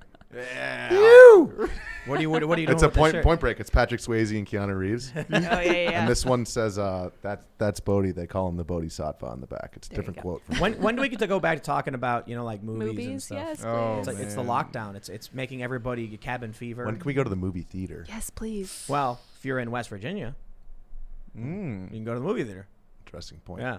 The funny thing is, like, there's a lot in West Virginia. They have a mask mandate, and you walk in without a mask, and no one does I anything. don't care, yeah. But I have a mask. I have this really cool. I was bringing up. Someone sent me a mask. It's got a little beanie on it, so I wear it. that's But you'll cool. walk in, So you'll see cute. nobody cares, and it's like some people will be like they'll avoid somebody who's not wearing a mask. I'm like, man, that's very West Virginia. You know what I mean? Like you see somebody not wearing a mask, Avoid instead of someone. going up to them and yelling at them, putting yourself at risk, you say, I'm gonna avoid that person. You know what I mean? I mean, Works out. Smart. right? It's the opposite in California. I'll tell you that. They scream at you, yeah. You get points. It's like they want to get sick. Yeah. Rusty Shackelford says Tim Pool has been yelling into the void of the internet for months at the establishment and the traitors. Now he is acting like a coward when people act. Yeah, You you're know? a shill right now, Tim Pool. Yeah, what It's the funny that I'm like, here's what wins hearts and minds in a fifth generational warfare context and allows you to win elections. And then they're like, yeah, but we want to break a window. And I'm like, but I criticize people who break the windows. You may say that I'm railing on the establishment. I railed on Antifa. Why? Because they went around smashing windows and destroying businesses. And then when the cops came out and violated the Constitution, I railed on the cops for violating the Constitution. It's about principle. There's an effective strategy to solving your problems, and this ain't it. So forgive me if my principles remain, for the most part, static when these things go down. All right, let's see what we got here. Eric Miller says, I think it's like people handling substances differently. People handle adrenaline differently. Your brain works an overclocked PC versus everybody else just mentally crashes. Oh, in reference to our time Flow slowing down. state. Yeah. I Okay, think that's there's a dope. lot of people who just Yes. they freak out and their brain Yeah. just like, it can't work. And there are some people that just like heightened senses, everything slows down. You can see everything. It becomes weird, crystal clear. It's just like, Matrix. bolts are going Super cool, super yeah. slow, That's what and you Luke like called it, yeah. you poke it and it just like floats away, and you're like. Well, it also depends on the "Whoa." situation and circumstance, because an individual who could have that kind of matrix response could also have a panicky one later on. Yeah. So there's incidences of both of them happening. That's also, a Keanu movie as well. I know Kung Fu. Yes. So in reference to my comment about the violence 400 years ago, Rez says, here's a few in the last years: Ukrainian, Armenia, Kyrgyzstan, Georgia, Russia, Belarus, Macedonia, Serbia, Bosnia, Moldova, Romania, and they all lead to change. Is what's going on in many of these countries like a positive thing right now? Russia has been, I guess the Soviet Union was more of an economic collapse. Luke, what is that? It was just like this. It was the drop of participation. So many countries just decided not to participate anymore, not to feed into the system. And you had protest general strikes, not just in Poland, but also around all around the Soviet bloc, with countries saying we're just not going to participate. And of course, the Soviet Union was going out of money. And there's a lot of different political strategists, including a very excellent interview by G. Edward Griffin with a KGB agent that talks about a larger kind of strategy here, which also could be at play. But again, all it took was individuals. Again, some of the protests work. Some of them were violently crushed down. They protested again. And Also, how about- did that contributed work to though? that. How about Libya? You got Yeltsin though, like, right? Wasn't it Yeltsin? Well, like in he was the a corrupt piece of USSR. crap, and they just gave all the money to the oligarchs who control the oil. of now. course. And So- and people talk about Ukraine, but the oligarchs are still in control. Exactly. Like so they Exactly. the president fled to Russia, Exactly. and now it's the same people who have always controlled things by force. Yay. So you had the French Revolution. You got Napoleon. Fantastic. yeah, right. And so this is what I always tell people. Like when I see these Antifa people saying like, once we're in control, we'll create a better world, and I'm like, you think you're justified in hurting people to get what you want? That's not going to change once you're president. You're just going to use it on a larger scale. So it's difficult. It really is. I'm not going to pretend like it's easy, but I think about some of these countries. And I think about what you just said. It's confidence in the system. It can't exist if you walk away. Reminds me, you ever see that Treehouse of Horror Simpsons, where the guy plays the song "Just Don't Look" because the advertisements came to life, and then all you got to do is look away from the advertisement, and then it is no longer alive. But people also forget that, like, same thing that we were talking about earlier with drugs. Government is a technology that's been like developed over so many generations and thousands of years, and like you can't just be like, oh, actually my idea that I came up with while I was sitting on Twitter is much better. Yes. So we're gonna overthrow the government. I don't know. Braveheart 0484 says the left has no idea what a civil war will mean to the right. The problem is the left is doing what every tyrant has done in history. What happens when the militia show up? The left believes anyone who disagrees with them is evil. And then 50 SWM const first. I'm not super familiar with what that means. I assume it's a military thing or something. But I agree. And it was something Joe Rogan said, that the people who are clamoring for revolution, and the Antifa carries banners, revolution, nothing less. They don't understand what happens when the actual guys who have seen combat are forced out because you broke open the floodgates. Like, people don't realize. I think ISIS is what happened in Iraq. I mean, that's that's the other thing too. I was going to say about the violence thing. Like, how's it going for Syria? You know, Libya. Well, Libya, you know, the U.S. kind of caused a lot of problems. But early on, the protests in Libya ultimately led to this intervention. Early on, the protests and uprisings in Syria, what we saw were the rebels pick up arms, and they said, well, they're shooting at us, so we're going to shoot back. Then ISIS. So it's like, perhaps there's no real easy answer, and perhaps sometimes the conversation stops. But I'll say, in reference to a lot of these countries, yes, maybe we don't have to go back so far, but the reality is the United States is very, very different, especially today. The information age is new. It's very, very new. The internet is, 26 years old-ish from when we actually got, like, AOL and CompuServe. Well, I think you go back to, like, 1989 with CompuServe or whatever. And then, like, you had internet on DOS and stuff, for those that are familiar with it. So we've really had, I think, 2007, the advent of the popular smartphone, the iPhone. Now we have all the basic same phone structure of watching movies, watching videos, reading tweets, and that's changing everything. And now when you go out and you hurt someone, everyone kind of dislikes that, and they learn real quick. We talk about like false flags and stuff in the military, the Gulf of Tonkin incident. It's very difficult to pull these off now because everyone's got footage and photos of everything. Sure, you know, there's still tricks and techniques, but the reality is information has changed the game dramatically. It's cool. I think it's cool. We don't got to get violent anymore. You know, some people are, and they're bad people. But also, on the other hand, with social media, it's creating more mental illness, which is driving people crazy. Yes, Exactly. Yes, exactly. Let's see. iLeet says, shout out to the 1984 level stuff. Wanted to donate just in case they erase the video. Your guests are top knock tonight. Cheers, guys. Oh, we got some, you know, legit journalists who are on the ground covering this stuff, you know. That's how we do. Let's see. Ooh, we got a positive comment about Tulsi Gabbard. Where did that go? Hell yeah. It just jumped. So when we get too many super chats, it just bounces and then. She's great. Oh no, it went away. They said, but I can't remember who it was. They said Tulsi Gabbard hit the nail on the head with her latest interview, but the specifics are gone. All right, Jesse Misagian, pronouncing your name wrong probably. Tim, how dare you quote the worst MCU movie? Literally the only time I've heard someone quote Iron Man 2. Yeah. That's Mickey Rourke, though. Isn't that the character as Mickey Yeah, I Rourke? thought- I mean, I he's like a good Iron Man actor too. at least. Yeah, I yeah. told you liked him. What? I told you liked Iron Man. What do you mean? Iron Man. Iron Man 2, yeah. Yeah. And he's fighting with Ivan Vanko. Yeah. You- I'm saying. I'm just saying. You really like Iron Man. That's all I'm saying. Captain America's cool too. Okay. He's just trying to make it seem like I was on the side of the corporatists with the Captain America Civil War thing. I think it's maybe because you were like again too personal. Fence sitting and giving you an explanation of the pros and the cons. Listen, Yeah. Marvel already sold out to China, so why don't Yeah, you guys seriously. just find a new comic? Disney. Yep. Jared Gilmore says the only question I have is do we get Trinanana Shabbat pressure? Everyone keeps saying Tronalimana pressure, but he said Truinanana Shabbat pressure. Yes, of course. I went through it a million times, man. That's impressive. Yeah. Wonderful use of time. Ben Busher says it's really easy to say violence is wrong and storming the Capitol is wrong when you haven't lost your job, and in fact prospering from the current crisis. Love the show, just disagree. That's a fair point. No, I agree. That's a really good point, though, I disagree. Well, I Completely still disagree. think that it's people in the media still have jobs. In fact, more people are paying attention to the media because they're stuck in home. Right. So Look, it's man. easy to denounce anything that's going on as a result of this unrest. that Yeah, we we have don't in the know his country right now. pain. We don't know. I will his say suffering. easy is a good point. It's not Okay. like I'm suffering.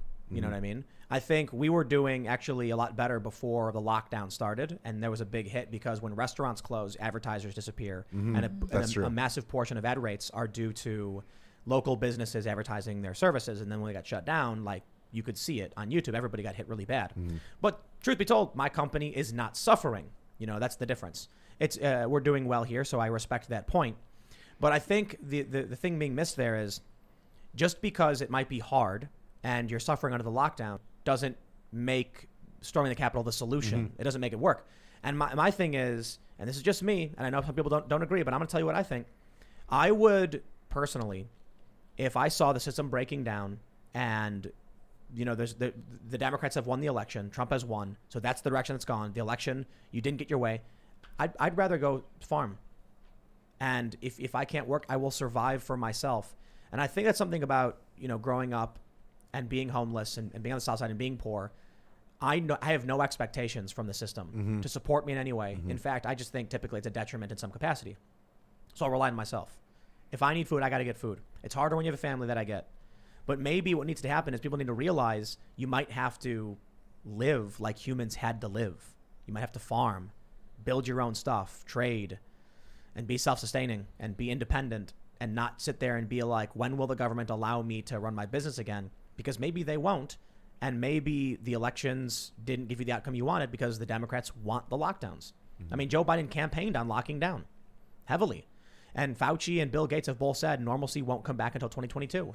When all these people vote for this, then what do you do other than fight for yourself, I guess?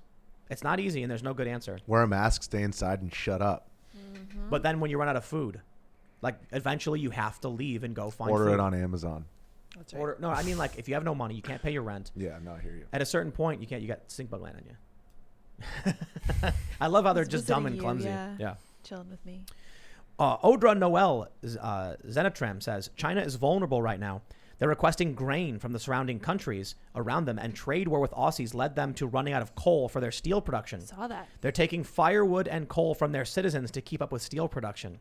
Yep. Well, they went after the Aussies. No. Well, that's another thing we were discussing with China Uncensored here is that China is not this huge, big, mighty empire. They're someone that is supported by the U.S. establishment, but also a country geopolitically not in a good position with lack of really important resources that they are desperately trying to get right now. Don't mess with the Aussies. I got to agree with this one. Ted II says the memes on iFunny right now about all of this are on fire. The exact opposite of what CNN and others are saying, the voice of the people. Well, I agree that there's a bunch of hilarious memes, like the one where it says 2020 was a weird year, and then it says 6 days into 2021. It's the Viking guy as president of the Senate. Like, Now banned on Facebook. now banned on Facebook because fun is verboten. Sorry. Allowed. Not allowed. Only fear. Todd Maston says, Luke, I will buy you an I Am a Gorilla shirt if you get me one of those that you have. Maybe. What kind of gorilla shirts do you have? Well, no, we're making the. Yeah, the one we're Oh. making. Okay. Yeah. Well, maybe. It's probably gonna be ready soon. We just need the graphic design and then the I am a gorilla, love You're yourself. is great competing too. with me now in my T-shirt business, Oh, Tim. yeah. What do you mean? We have T-shirt pinned right now. That's true. Yeah. I just figured this out because YouTube's been like on the fritz. They changed something and then like weird things keep weird, happening. Yeah. We had the other day a 6.5 hour live stream Yeah. of nothing, just appear. We've done accidentally live streamed a hot mic Oh, in our no. office. Really? Oh, yeah. No. For how long? I'm not going to say when because then People will find we- it. And we you were need saying to- all this really nasty stuff. It wasn't that bad, but Dude, I was we with were my just like girlfriend last staying night. just really just dumb, just being Just idiots. casual. Yeah. And people were like trying to listen to Donald Trump, and they were just listening to like a bunch No. of idiots in the newsroom. That's amazing. But I just figured this out. I was like clicking around and there's a merchandise thing and it says you pin a can t-shirt. pin a shirt and it's the Harumph shirt and I was like, oh, okay, so I did it. Maybe we'll sell a bunch of those. But once we get the gorilla one, we'll put it up. I am a gorilla. It's literally just a gorilla saying I'm a gorilla. It's funny, I guess. People really like it. There's nothing about it. It's So literally, silly. it's it. It's people are gonna wear this shirt and it's gonna be a gorilla like with his fist like this says I am a gorilla and people are gonna be like, okay. There's no political message or anything. I love it. It's great. Chill. Yeah. I mean, Harumph I say is really good too. I like that Also, one. no big political that one's good, message. that one's good. Just fun, silly. What's that referencing? It's Tim. Harumph? So when periodically I'll make a Oh, reference. harumph! I say, I got you now. My reference is to Harumph, like I the say. establishment elites. I got it now. Who They're will cl- see clutching like their pearls. I thought it was like Harambe's brother. Or something. no.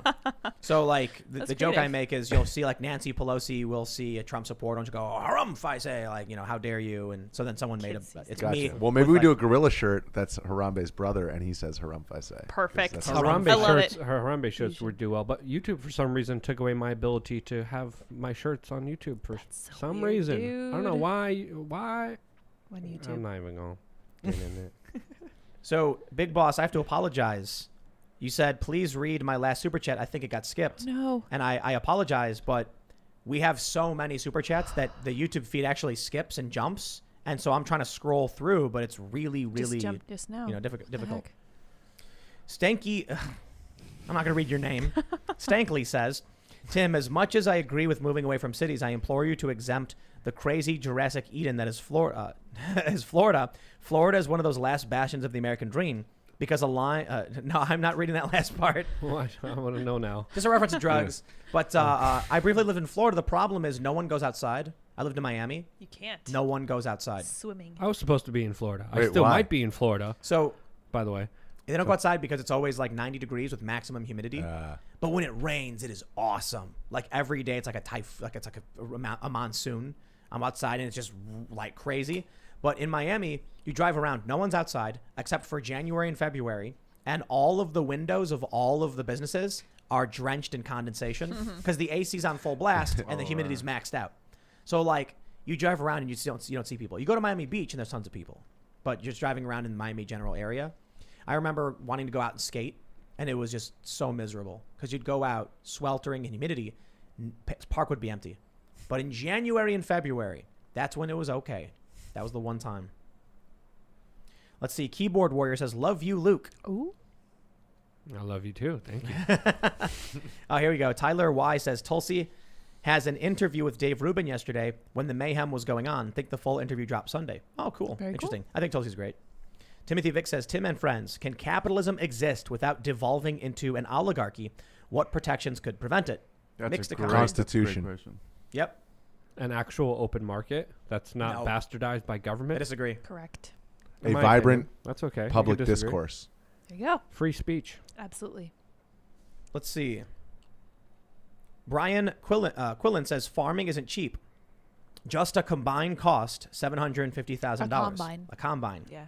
750. Yeah, I went to a bunch of farms and talked to them, and it's hundreds of thousands of dollars in equipment. But I'm not talking about farming and mass scale. I'm talking about you and your family farming. Growing your own food. I mean, I had chickens once. They're great. You walk outside and they're You staring can at get and chickens in DC. Actually, we've been looking into it. But You I- can get Cool. chickens. You should get chickens at the office. shit. They That lay would be eggs. That's great. actually a good idea. They lay That's eggs. actually a good idea. My boss And would love that.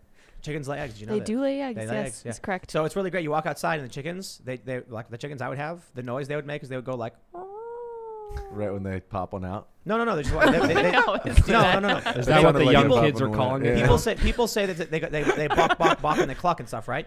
Or they they go like that's like the noise that's on P or whatever.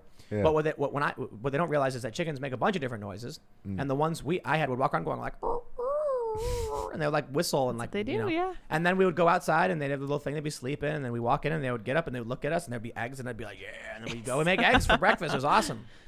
But yeah, you can do that. You can have a bunch of chickens running around doing chicken stuff. They just make eating eggs for bugs you. and eating the eggs. Stink bugs. But it is not that simple. You need the layer, the protein feed for them, and you need the special lights for winter and stuff. But if you were going to sustain your family, you know, I kind of feel like the way I always describe it, if I was in the middle of the woods with nothing but a pointy stick, that's a net positive. You're not completely with nothing, you know. I think most people assume they got to have clean running water, access to health care, their TV and their showers and their refrigerators. And I'm kind of like, give me a pointy stick and I'm doing well. And if I'm in the middle of the woods with nothing, I'll make a pointy stick. And that's how we start.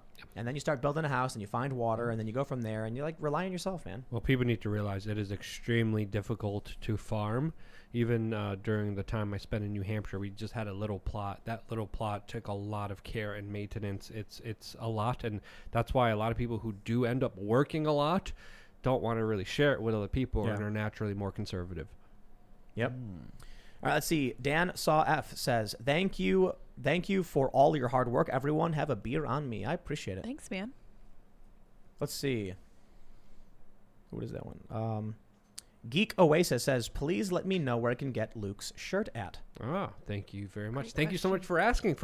You could get my shirt and support my voluntary efforts here by going to wearechange.org/shirts. So wearechange.org/shirts. Get this one. Get everyone I wear. That's a good shirt. I pimp I it. like I that pimp one. out all my merchandise on all the shows. So whatever you see me wear, We I gotta- probably sell it. We got Always to timely. get one of those to put on the wall. I'm not even kidding. That's a Yeah, good shirt. I mean that's where we're at right now. I know, and, it's great. I love it. You know, people need to really like realize it. Well, we've been quite a bit over, as we often do. The show was supposed to be a 2-hour show, but it became a 2.5. 2.5 somewhere hour show. along the line. Yeah, so somewhere. So if you haven't already, smash the like button, subscribe, hit the notification bell. You can follow me on Twitter, Instagram, Parler at Timcast, and you can check out my other channels, youtube.com/Timcast and youtube.com/TimcastNews. And we're live Monday through Friday at 8 p.m. Check us out on iTunes and other platforms. Do you guys want to mention your socials and your work and all that stuff? Sure. Richie McGinniss, RichieMcGinniss on all platforms. A lot of N's and a lot of S's. Two I's, two N's, and two S's. Yeah, so Jorge Ventura, field correspondent, Daily Caller, Ventura Report on Twitter, and then we are Jorge Ventura TV on Instagram. We got an exciting, informative documentary coming out Yeah, on the plug it, restaurant baby. situation in Southern California. So stay tuned for that, and we also have a mental health story coming out. So yeah, stay tuned, and hopefully we're not at a civil war next time I see it. Or when we do, we'll have you back so we can talk about it. Yeah, I'm coming here because you have guns. Good Plenty stuff. of guns. Yeah. I don't have nearly as many as people would Yeah, probably but can I assume. have, like, if I were to come, could I get No, one? mine. We don't have enough. Give me that snub Maybe nose over there. The what? What? Is that snub nose or what is that? No guy one over can there? see anything. What are you Oh, talking about? yeah, yeah. Nothing. There's nothing Oh, I there. meant The water bottle. it's an water airsoft bottle? gun. Yeah, Yeah. yeah. Mhm. Mhm. No, I like the one that's behind me. Yeah. Yeah. We won't talk Yeah. about that one. It's fun. It's an old 1865. I'm done. Anyway. Yes, so the censorship that we're about to reach has never been seen before. So I was going to say check out my YouTube channel, We Are Change, but better would be for you to go to wearechange.org, and in the top right-hand corner, you could sign up on our email list, and there's no big tech oligarch standing in the way between me and you. Wearechange.org, top right-hand corner. Sign up on our email list. It's free. It costs you nothing, and definitely check that out. Shirts, again, wearechange.org/shirts if you want to support my efforts here. Really appreciate you guys so much. You guys are freaking incredible. I love engaging with you guys, so sincerely, thank you. Right on. And of course, you can follow at Sour Patch Lids. You can. Tonight I was accompanied by my little co-producer. His name is Stinky Sam, and he's been flying around the room causing all sorts of trouble. Are you guys related? We are related. Yes. How did you know? And then his friend is Smelly Shelly. That's his little wife. I haven't seen her lately, but I love my co-producers. Anyway, the one of the funniest things ever is when the cats encounter stink bugs and sniff them. It's so And it's great. like, don't sniff the Don't stink sniff bug, the kitty. stink And bug. then they go, it's in the because name. they stink. Yep. My dog tries to eat them. Oh yeah, that's smart. I like that. Well, apparently people do, and there are Bug many. flower. They are Yeah. many.